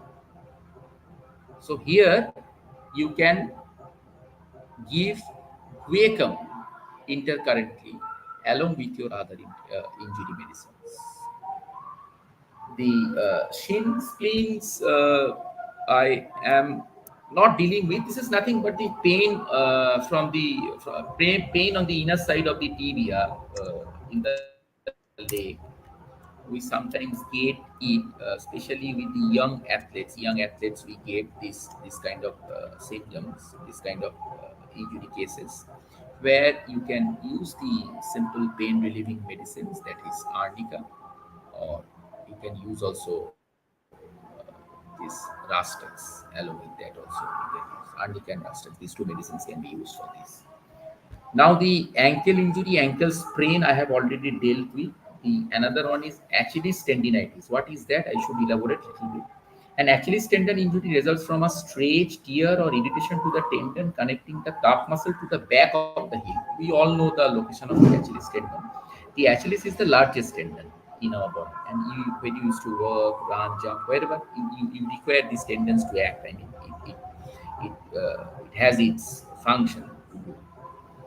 So the people with Achilles tendinitis usually feel pain and stiffness at the back of the heel. Please mind the word stiffness comes the question of blasters at the back of the heels, especially in the morning. Again, the symptoms of Rastax, which comes in case of this, the morning pain, the rest pain, and all these things, especially in case of Achilles tendinitis, we get in case of Rastax. Achilles tendinitis usually is a chronic condition caused by overuse, but serious case may require also surgery sometimes. But we do get Rastax is brilliantly used by the doctors of our fraternity in actually stated like this. Now, uh, there are some other drugs also apart from these drugs. We often give in case of injuries. What are those drugs? Another one is Lidum Pel. Lidum Pel, we know this is a very good drug for the patients of having high uric acid diathesis, gout, the symptoms of the gout, the symptoms of the pain of the ankles, the symptoms of the cases of the insect bites, and so and so. But Lidum is a drug which can be used intercurrently, or a medicine which can be given blindly in case of injuries where muscles and tendons are involved. Where muscles and tendons are involved. Like deep tissue injury, we spoke about Bellis perennis. Like the patients the patients or the players who often I'm just repeating the point of stress, not the stress factor, but the stress. He is continuously in physical stress and all. So that is with the I spoke about the Bellis perennis apart from the deep tissue injury. In the same case, the Lidum can be used conjointly with other injury drugs, that is the arnica, the rastux, the guaiacum, the strontiaca, the argentum metallicum, like this.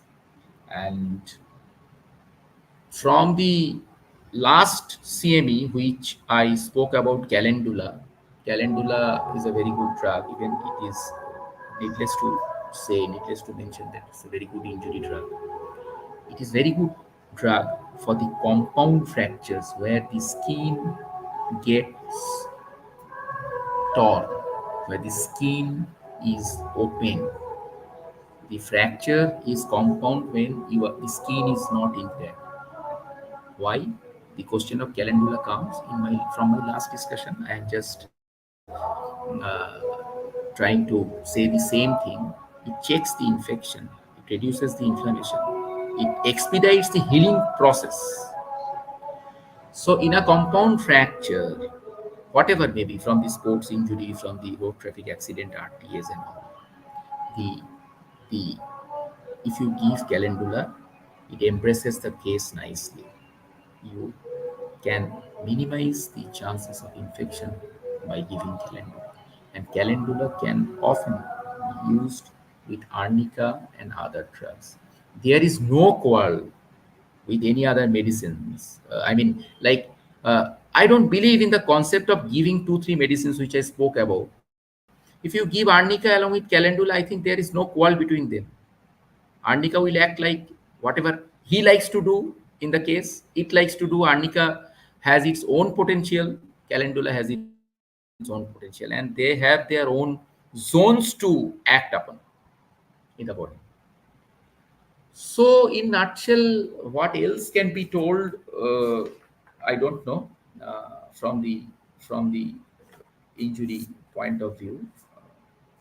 These are mostly, maybe there are some more things which uh, might be discussed later on with other speakers about injury cases, about the sports injury cases. But for today, from my side, I think I have dealt with some of the issues, some of the aspects of the sports injury cases. Please.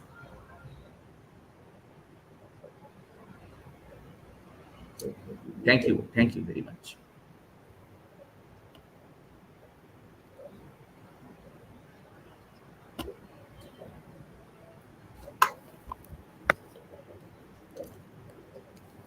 Thank you, Dr. Vivekananda. You have covered so much and it is beautifully narrated. But here I am getting that the Dr. Shogato is asking about the Ruta, and I think so you have missed that drug from your list of the drugs. Yeah. As I Yes. found in Ruta. treating with the hello. Yes. Yes. Should I speak something about Ruta? I mean, would you allow me to speak something about Ruta? Because somehow, as at the back of my mind, I was thinking that I should consider all the things in a nutshell. So I just did not. I have not considered Ruta. But Ruta is a specific drug. Ruta is a specific drug for the Achilles tendon. Ruta is a specific drug for the Achilles tendon. I remember one case from one of a good physicians. I just narrate the case. We all know that PT Usha came fourth in the Olympic Games. PT Usha. It was just I heard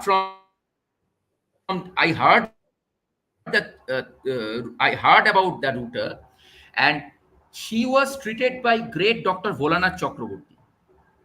And probably in a seminar, Volanath Chakravorty spoke about Ruta and how did he use Ruta in case of PT Usha.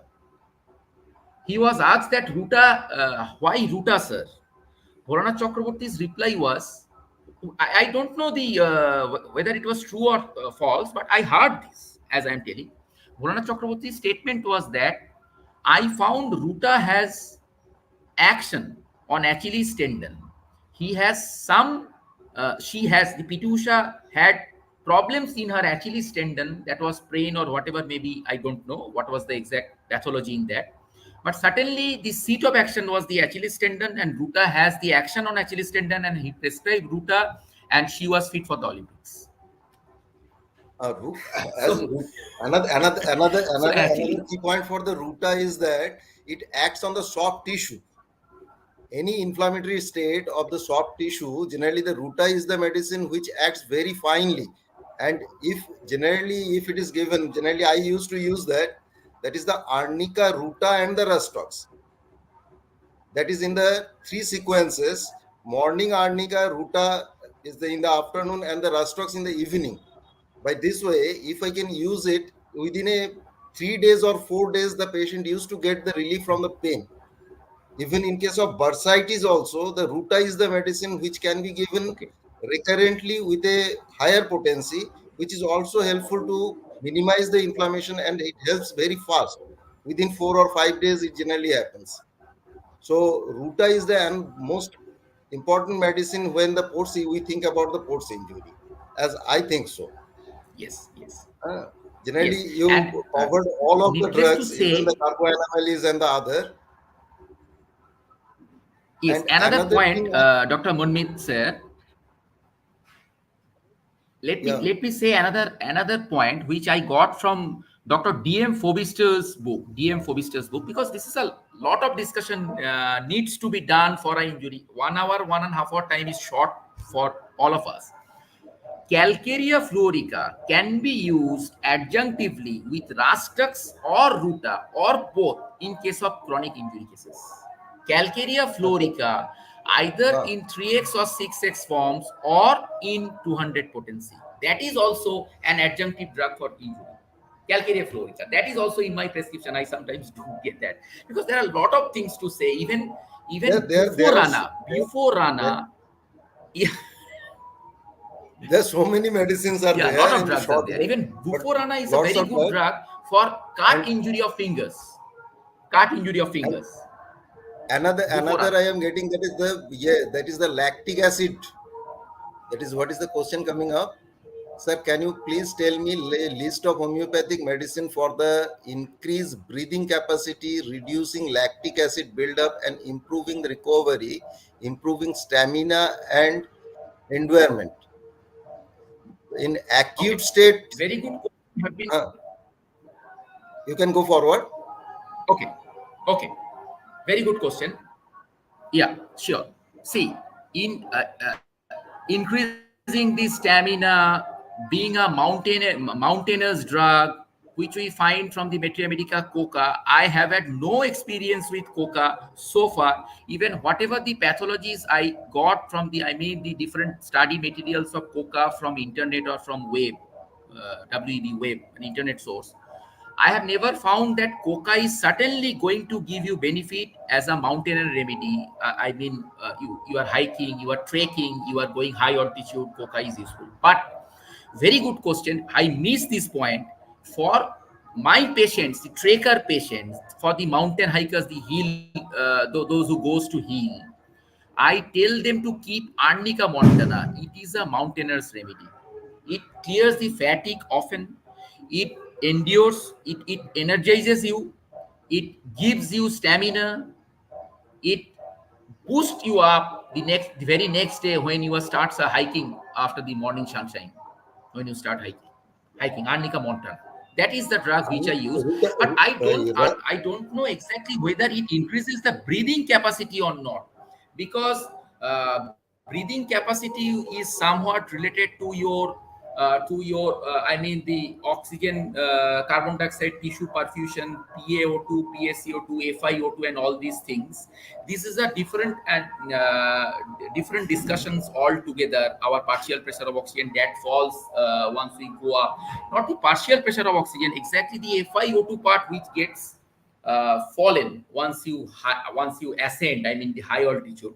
And I don't know whether arnica is going to have going to give you any benefit, or coca is going to give you any benefit, though in our repertory arsenic is a drug for the mountaineers. It is written as a mountaineer's drug. Those who hikes mountain, arsenic can be used. I cannot say. I'm sorry that whether the breathing capacity can be used, can be increased by any homeopathic drug. I'm not very sure. So sorry. If you are in a better position to tell or discuss this, I would be grateful to know from you. But for the lactic acid part, the lactic acidosis, when you are walking, when you are the anaerobic respiration which goes on in the muscle, the glycolysis part. There are two parts in the respiration. One is glycolysis, another one is Krebs cycle. We all know the glycolysis part is the anaerobic part, and the Krebs cycle part is the aerobic part, where the ATP is generated, which gives you the energy and all. So the anaerobic part, the glycolysis, which is often dealt, can be dealt. Symptomatically, you get benefit from arnica.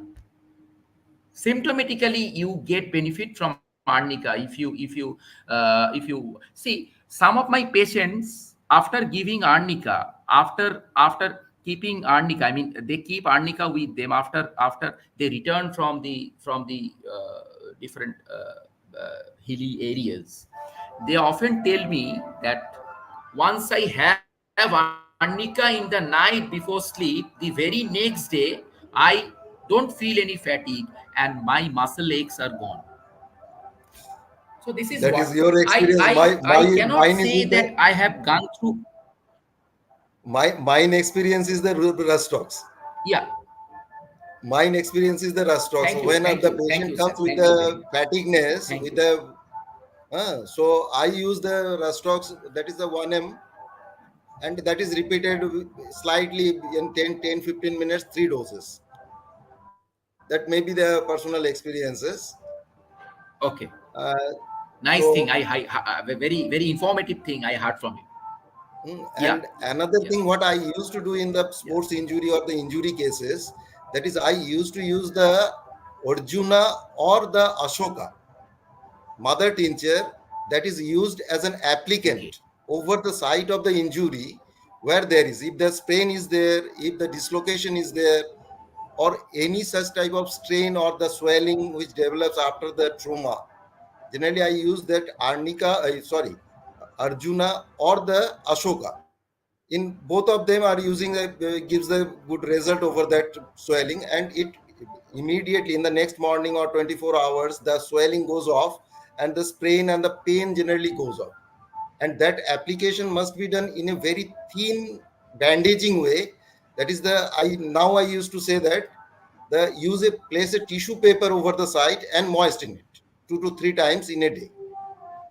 So that is my way of treating the sports injury or the injury of the part. Very nice. Very good information.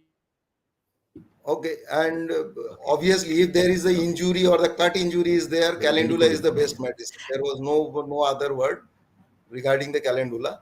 I does not know what about the arnica mother tincture, Yes. because I used very rarely the arnica mother tincture over the injury. as an applicant.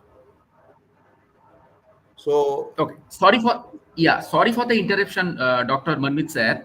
Arnica, I have never used as an external application. Rather, if you have a breach on the skin, if you use arnica liniment or ointment or arnica lotion, this is certainly going to infect you. I personally had this experience in my childhood days when I had a cut injury.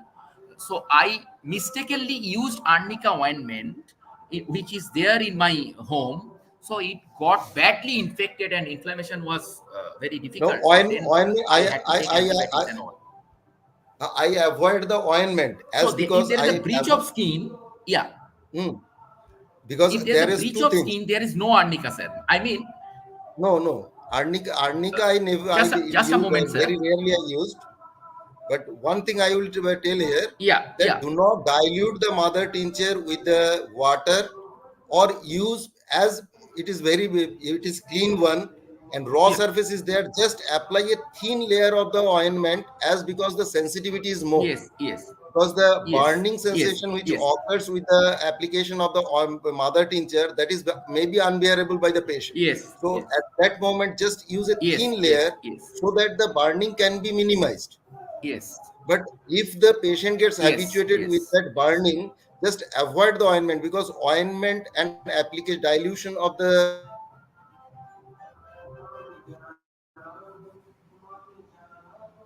yes, yes. Sir, many questions are piling up. I guess Manovitz's net has gone for some reason. Many questions are piling up. If you could just follow up with the questions, it will be best because we are in a current time shortage limit thing. So that's why. So, sir, I have highlighted the question on the screen. Can you just please see that and go on with that? There are many questions being highlighted in the Yeah, that backstage. is how to. Yes, sir. Okay. So how to increase lactate threshold or delaying lactic acid buildup during high intensity exercise? That is the question. Orko, that is the Yes, sir. question, I think. Yes, sir. Yes, sir. What you are seeing on screen, it's the question, sir. Hello. So what you are seeing on the screen is the question, Yeah, sir. that is the question.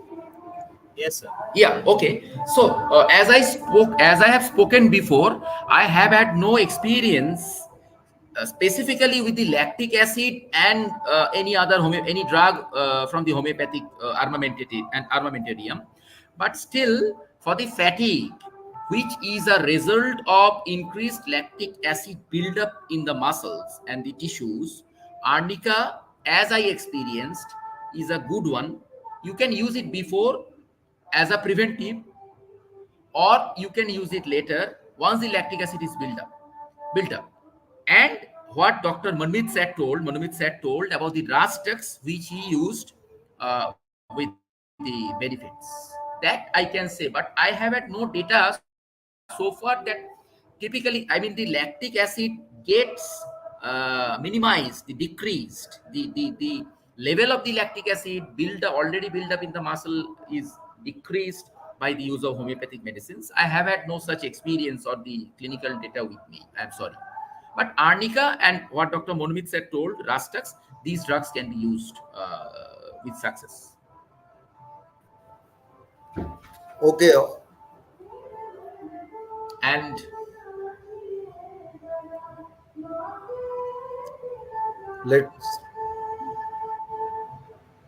We'll ask about the So we have more questions, ortho. sir. We have more questions piling up on the live chat. Please just follow the screen. It will be shown up over here, like currently you are seeing. So please just answer uh, those if possible. uh, That muscle contraction during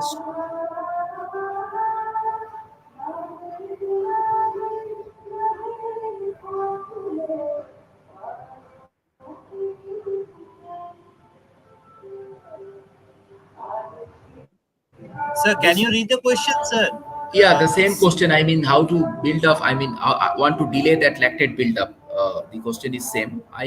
The question is same. Okay, sir. I'm not sure We about have the another question from question. I mean, how to do that with homeopathic medicines. please see, it's on screen right Empirically, now.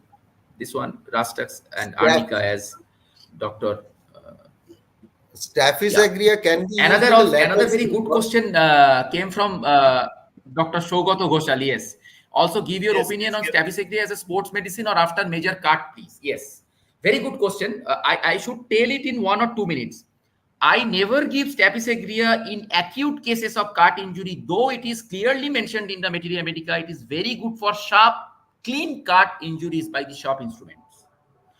Rather, Staphysagria is used by me post-surgically. Post-surgically, I mean, you are using a scalpel. You are using while doing a laparotomy or whatever, maybe a hernia operation or whatever the deep tissue operation. You are giving a deep. You are creating a deep cut on the body, on the tissues, on the muscles, and so.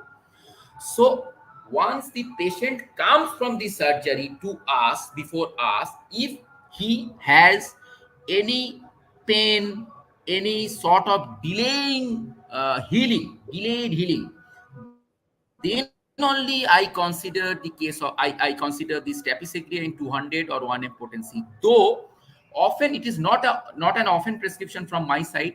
Rather, I prefer giving Arnica montana again as a post-surgical drug to check the infection. From the Materia Medica, we know as Arnica montana is great to do with the infection, and it is good for the streptococcal infection. We know from the Materia Medica, Boric gives this, and Patak also gives the drug, Arnica montana. And for delayed, sometimes what happens? There is a pus formation. There is a delay of the wound healing.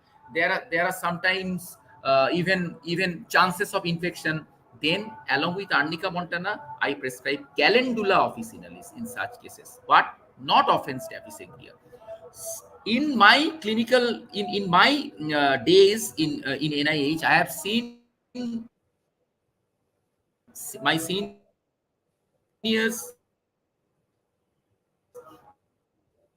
my respected teachers giving Staphysagria after surgical procedures, which might have been there.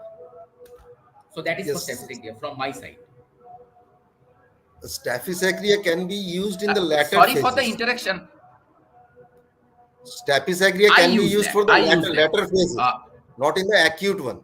When there is the Yeah, incontinence of the urine, yeah, when there is from the my side. incontinence of stool, that gives the most best result. Yes. And at that time, along with the Staphysagria, we can think about the causticum as well as the hypericum also.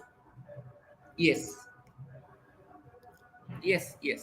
And from the Materia Medica point of view, for the hypericum, we know the spine injury, we know natrum sulf for the spine, because there are a lot of things to say. I mean, if the span of the time is 2.5 hours, it would have been a better discussion. Natrum sulf is a very good drug for spine injury. It comes later after the hypericum. Once the hypericum does its work, natrum sulf comes later. Like the head injury cases, natrum sulf, like hyosamus, like the Helleborus with the continuous movement of the heads, and so like the opium also in head injury cases.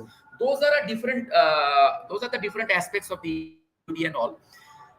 Another very important point which I missed, I must mention. Otherwise, this seminar would be would be nothing. I find. See, all these non-steroidal anti-inflammatory drugs, opioids, and other drugs, these drugs do have lots of side effects. We all know. I had a patient. He took acetaminophen. He took ibuprofen. After that, he had melena. We know it is evident.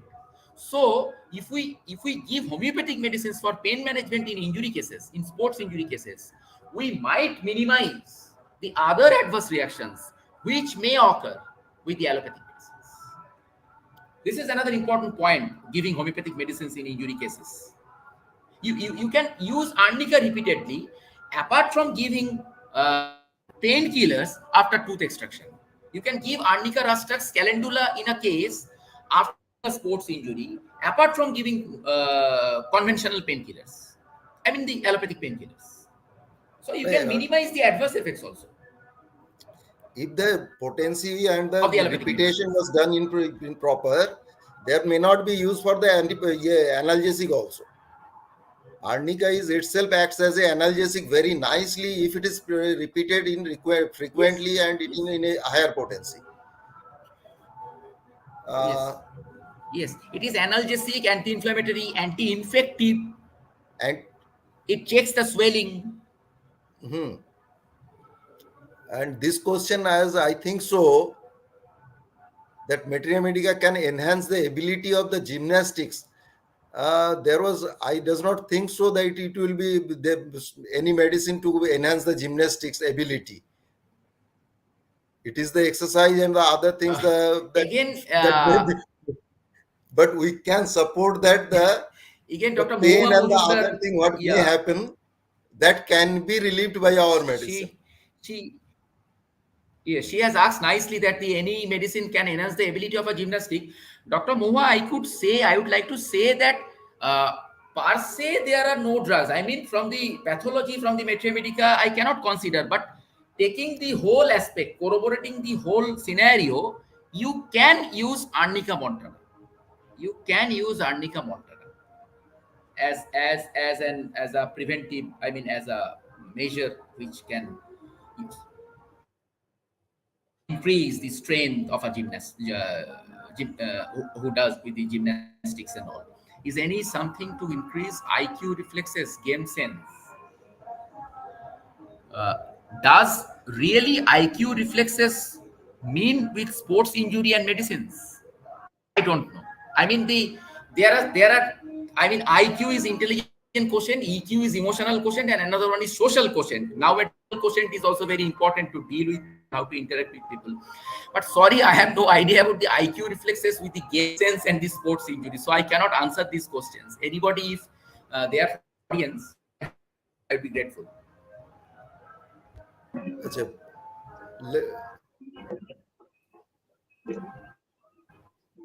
Okay, Bidyut. Thank And you. with the permission of Thank Vivekananda. you, Dr. Vivekananda, Professor Manumit Chattopadhyay. Will want to listen from our respected Kalyani sir, but just for the information, as sorry, excuse me, as this has been on sports medicine and homeopathy. This link had been shared to various field of sports like athletics, in cricket, in football, in kho in badminton, in table tennis, and shooting across the country. So there had been a lot of expectations. Mr. Karthik, Mr. Ramesh will try to give you informations in the later part, but not in this live. Please write to us in the email, and we'll try to give you feedback. And over to you, Kalyani sir. Thank you, Bidyut. Many thanks to our inaugurator, Sumon Biswas. Many thanks to our moderator for nicely moderating, Dr. Manumit, and brilliant personal experiences of Dr. Vivekananda. Many information they have corrected. I am just want to brief and to tell something about time is too short. It is already late. First thing I want to answer regarding Dr. Manumit Chattopadhyay, that energy during any sports or any stress work can be increased by rastras, which I have tested many times. You can also test it. Number two, regarding biochemical changes in the body by homeopathy medicine has not yet been tested. It is yet to be tested in the biochemistry department by the biochemist. We are waiting for that. I think in near future, in due course of time, those things will be revealed. Once we find the companies are improving, once we find the cases getting relief. Definitely there is some chemical, biochemical improvement, but yet to be researched out. One more thing I want to tell you, this sports medicine is not a very small matter. Sports medicine can be equally divided into three portions. One is acute sports medicine, subacute, and chronic sports medicine. As just now we are hearing regarding our brilliant gold medalist athletes, Olympic athletes, PC Usha. The same thing as Dr. Vivekananda heard from his teacher, I have also heard from my teacher during my study life, that this was fact, that she could not get relief of his pain in the tender calcaneus, and she had to come to Kolkata and to consult with B.N. Chakravorty after getting information regarding homeopathy, and she was cured completely. He again joined to practice. To such extent, he became completely off from his practice due to the pain. That is fact. I will tell you one of my incidents. A case came to me few years back with reports from the SSKM hospital that is suffering from osteomyelitis of the lower end of femur, left femur. So after inquiring, I found that he was a very good sportsman. He used to play on the front side. He had injury. Immediately fallen down to the ground. He was being carried by the ambulance and taken to the hospital. There was tremendous multiple ligament tears. He had operation in SSKM hospital. But after the operation, he was under follow-up. Ultimately, follow-up shows by MRI that osteomyelitis has started. The wound is yet to heal, means still there is some discharges from the stitched area of the left knee, and it was found osteomyelitis. Then doctors told to the patient party that probably his leg have to be amputated if this condition cannot be arrested by antibiotics. We are trying our level best. So they became afraid. They ran to me by listening from somebody, and blindly, means without getting much symptoms, simply I found that the wounds are not healing fast as per desired by the conventional system of medicine. Medicines are not responding. There's one tear. I simply gave him Silesia 200. Anybody, who is have least knowledge in mathematics, he will prescribe Silesia. And I did so. You'll be astonished to listen that after 15 days and I asked him that I do not know about the MRI and this and that reports, what is happening inside. So to avoid the amputation, I am trying. I do not know my success. You don't be assured by our treatment, by my treatment. You should continue the treatment in SSKM hospital as you are doing. Our medicine will try to help you to some extent, if possible. Nothing is known. I will be able to tell you after 2-3 months. Once the report will come, improving. So he was doing both things. He used to visit SSKM hospital regularly in orthopedic department and used to come to me for placebo days after days. Incidentally, after 15 days, SSKM suddenly replied to the patient, asked, are you taking any other medicine, any other means? Then patient replies, I am taking homeopathic medicine. What is the drug? And he showed the Silesia. Then doctors told, we do not know the drug, but you do one thing, do not discontinue with the homeopathic medicines. And you'll be surprised to know, in the prescription of SSKM hospital card, they wrote it that continue homeopathic medicines, case is improving. Gradually, discharge was starting less and less, but it was continuing. One day, suddenly, patient ran to me and shown that from the wound area, some highly bright green things are coming out. Bright green. I was also astonished. What is this? Green. Fantastic green color and very hard. And very sensitive area. Then he asked him, go immediately to the SSKM hospital. He went there. They saw. They told it is surprising. The stitches on the ligaments are coming out. You continue the medicine. Come to us every 15 days. We will follow up continue treatment, stop taking antibiotics because you have become resistant, antibiotic resistance. Then gradually he used to come to me and to SSKM hospital. Gradually, that was the tied up thread of stitches. Gradually, one after another, 3 stitches came out within a gap of 1.5 months. Wound started healing. Ultimately, MRI was done after 3 months of treatment. It was found that your osteomyelitis is improving. Patient was more encouraged by the conventional system of medicine SSKM. Simply by placebo. I want to see that how far homeopathy can do, because he is under guidance of some biggest hospital, apex referable hospital. And astonished to know that very Silicea 201 dose not only brought out the tied threads, he became normal, discharge reduces, then stop, then osteomyelitis become completely normal. After 4 months, doctor's advices, you start walking. You are free from osteomyelitis. You are free from the disease, but take rest for a few days. He took for a few months, 2-3 months rest. Then again he joined in football, and he continued his football till last time. This is homeopathy. I want to tell you that, can you tell me the answer? If we find a tumor followed by a trauma, is it not a sports injury disease? If we find a brain tumor after trauma, is it not a sports medicine disease?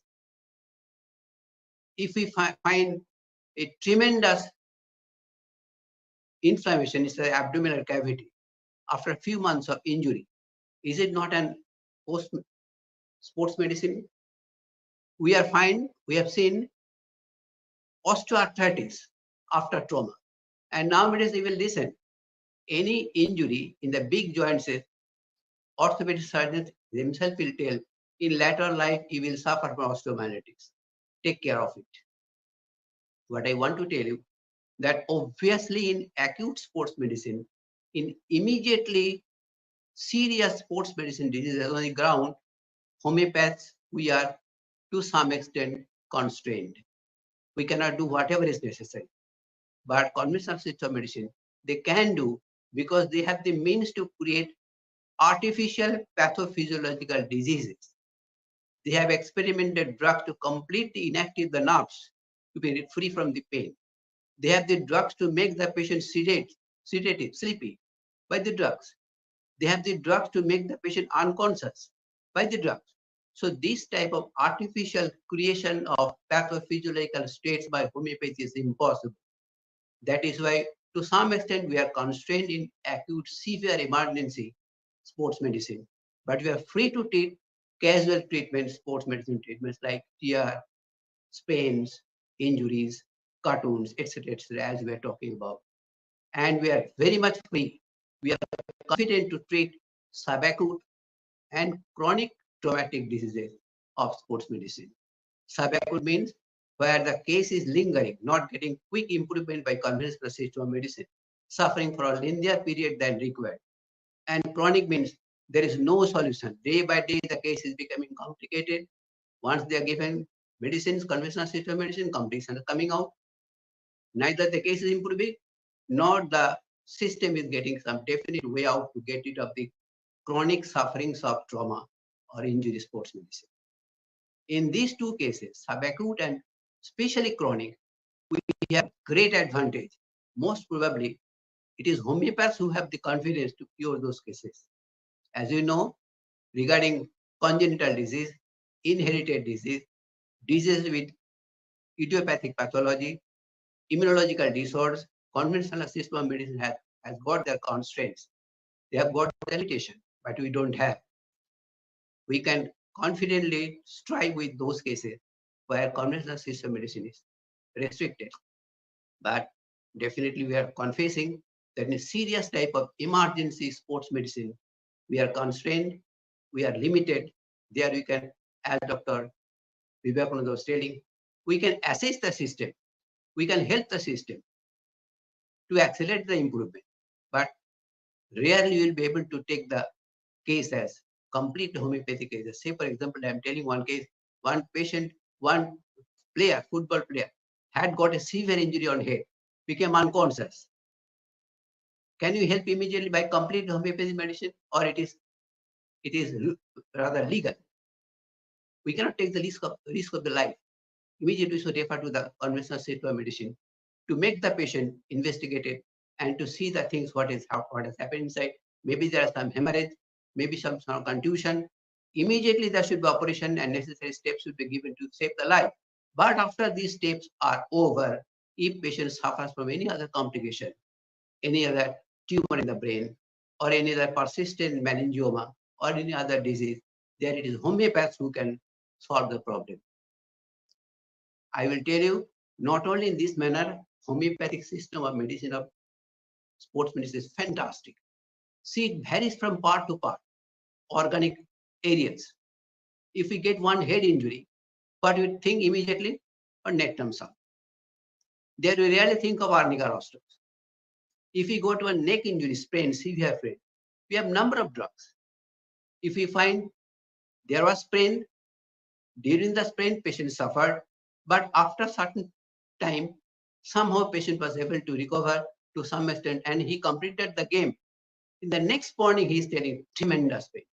That means pain proportionately in the beginning, reduction after movement, vigorous aggravation after the rest. In the next morning, patient is complaining tremendous pain in the neck. It is nothing but rastos. Not only for the aggravation modality, but also we find there are two very important symptoms of rastos in every injury. That is, 2 among the 4 symptoms of inflammation. There will be dolor, there will be no dolor, there will be no calor, there will be no rubor. Means there will be no redness, there will be no heat, swelling and pain will be there.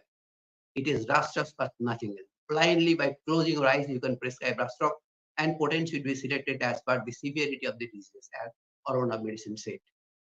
Not only that, a sprain injury in the neck, we don't have only rastos. If we find tremendous cramp and the crampy areas have become very tender, trapezius originating points has been highly tender and muscle is very stiff, obviously think for cuprum metallicum.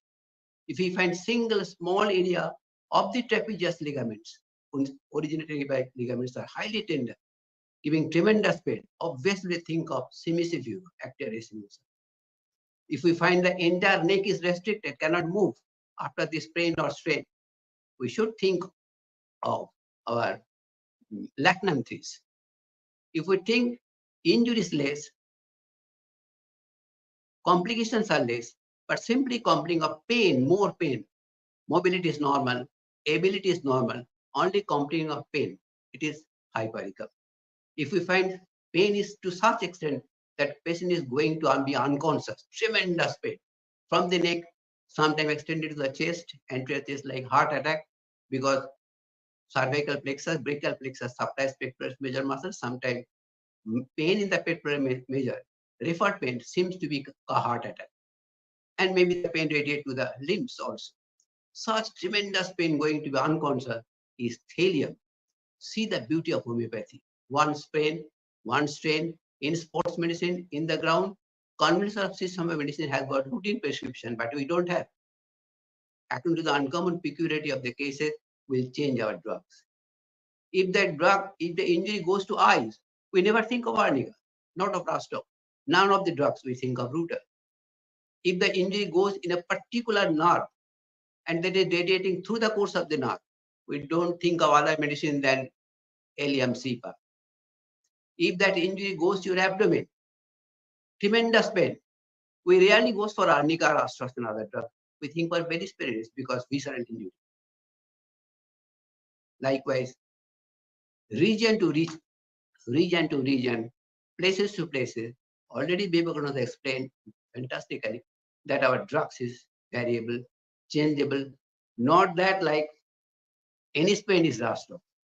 I remember one seminar in National Homeopathy, one famous doctor, very aged, I cannot remember his name, came from Allahabad. in the seminar he told in the seminar hall that homeopathy has got bathroom prescriptions. What are those? You are in the bathroom or in the toilet, your child sort of, Baba pode gechi, father, I have fallen down. So from the bathroom you can tell, take arnica. Then I will see. Anybody says, Papa, while I was praying, I had a pain and I've fallen down. Now, have you come to the home? Yes, I was able to come to the home, but there is pain. From the bathroom, you can say, take Rastox. Then I will see. So this type of prescription, as it is in Rastox arnica, likewise, when there is such type of arthritis, having a history of trauma, rheumatoid arthritis, osteoarthritis, and we found there is inflammation, there is pain, but no heat, no redness, like ledum. Ledum area is cold, but Rastox is also normal temperature, not cold. That means this pain will be there, swelling will be there, but no redness, no heat. Whatever may be the period. If it be 10 years before, 15 years before, give Rastox and see the beauty of sports medicine in homeopathy. Likewise, it can be extended to any extent. We know very well, you're well aware that there are a number of medicines for different types of sports medicine during the injuries, in subacute stages, and chronic cases, especially. As we are hearing about the PC Usha, that nobody was able to cure because it became chronic. So we should definitely search it out, as the questions were there, biochemical changes after giving these medicines in sports medicine. But obviously what you are having already, we should exert. Whenever you get the chance, we'll introduce that homeopathy has something to say regarding sports medicine, and confidently. Thank you very much. Thank you to all for coming over here and listening. Those will be coming and hearing later on for this seminar, brilliant seminar. Thank you so much, sir. Thank you so much, sir. There had been a question from Mr. Karthik. Is there something to infuse IQ reflex game sense? As I'm attached with Cricket Association of Bengal and in cricket, this IQ reflex game sense is something will not, it's related to sports medicine, but moreover, it's related to sports psychology and neuropsychiatry related with sports. So, Mr. Karthik, I will request you in this platform, it's already 2 hours plus. If you are interested on that, please write to us in the email. And few more informations I like to share relating to cricket. I was trying to share, which started with Dr. Vivekananda, that homeopathic medicine has already been in use in Indian cricket team. And though homeopathy is not propagated by or accepted by ICC, homeopathic doctor, Dr. Bimal Chajer, was appointed as the Indian cricket team homeopathic consultant in the year 2000 to 2004. BCCI Board of Cricket Control India has considered homeopathy as a complementary therapy for players. ICC is not officially endorsing homeopathic medicines. However, some of the ICC members' national teams are using homeopathic medicine as a supportive therapy. And of that, the national players of Pakistan, homeopathic doctor Dr. Qureshi Sajid, has been appointed as the team physician in 2016. Sri Lankan cricketer Vinod Tilakratne Dilshan credited homeopathy for his injury recovery. And notable cricketers who are using homeopathy or had been using homeopathy during his days, though not so been popularized due to certain technical reasons, as we all know about the pharma marketing and other segments. Uh, the god of cricket, Sachin Tendulkar, VVS Lakshman, who had been a medico and later on converted to be a full-time cricketer, Harbachan Singh from Punjab and India, then Tilak Ratna Dilshan I had already mentioned, and another notable cricketer from Pakistan is Shoaib Akhtar.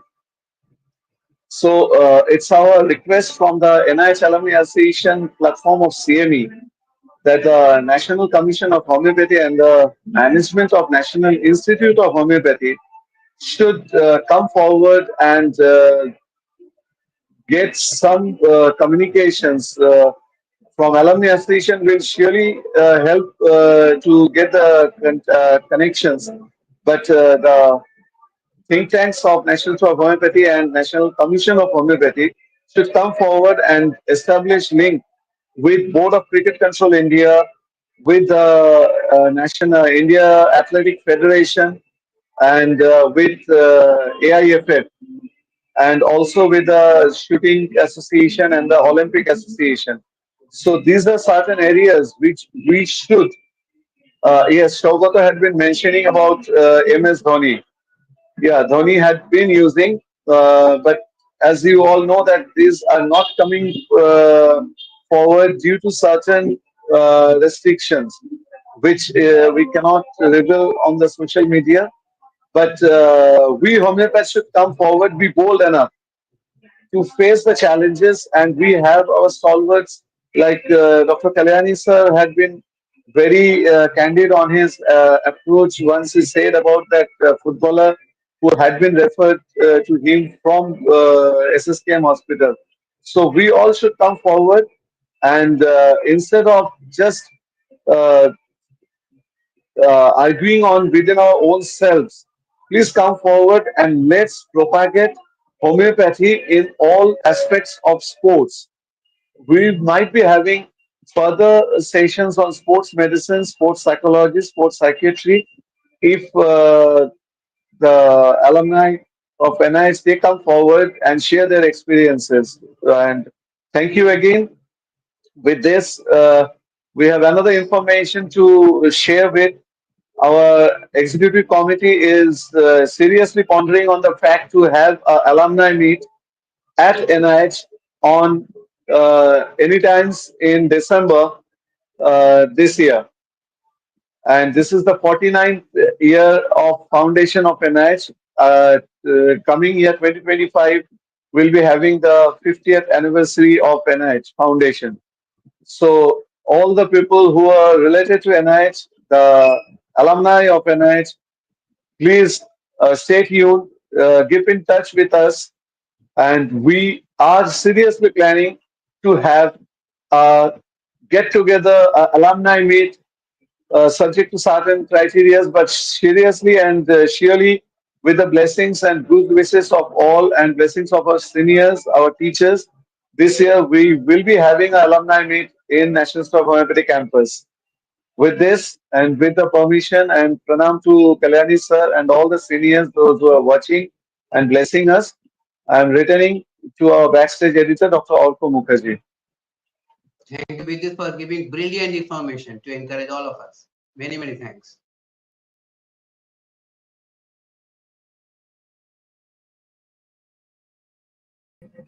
Thank you all. Thanks for watching. I hope you have enjoyed today's CME. And if you have enjoyed, please do make sure to like, share, and subscribe. And don't forget to share it with every other fellow mates you have within your contact. And also, one more thing, this means e-participation certificate will be closed after the CME ends, as per the current schedule. We have changes some few things, and also one more thing I want to bring up to all the viewers. We are thinking of like doing something like bringing back that quiz competition thing. So if you want to participate, let us know in the comment section rather than on live chat. Let us know on the comment section if we get majority of the support. And also it's best to just join the Telegram channel, which the link is given in the description below. Just join over there and go there, tell your thoughts about what are the best things. Should we do the quiz competition part, because it will enable you to come on the backstage and ask the first question from your side only before the live chat. So again, one more thing, the participation certificate will be closed as soon as this live CME ends. And this is the final thing. And also we are on Facebook. Since whosoever watching on Facebook, do make sure to subscribe us on YouTube channel too. And those who are watching on YouTube, please make sure to give a like on our Facebook page. We have an Instagram page. You can share, or you can just go over there and follow it. We were live at first hour. Since due to Instagram issues, in Instagram we can be live for 1 hour also, only. So that's why we got cut off. And you can go there and follow over there and join our Telegram channel to get more updates. We have a WhatsApp channel. All these links are given in the description below. So with this, thank you all.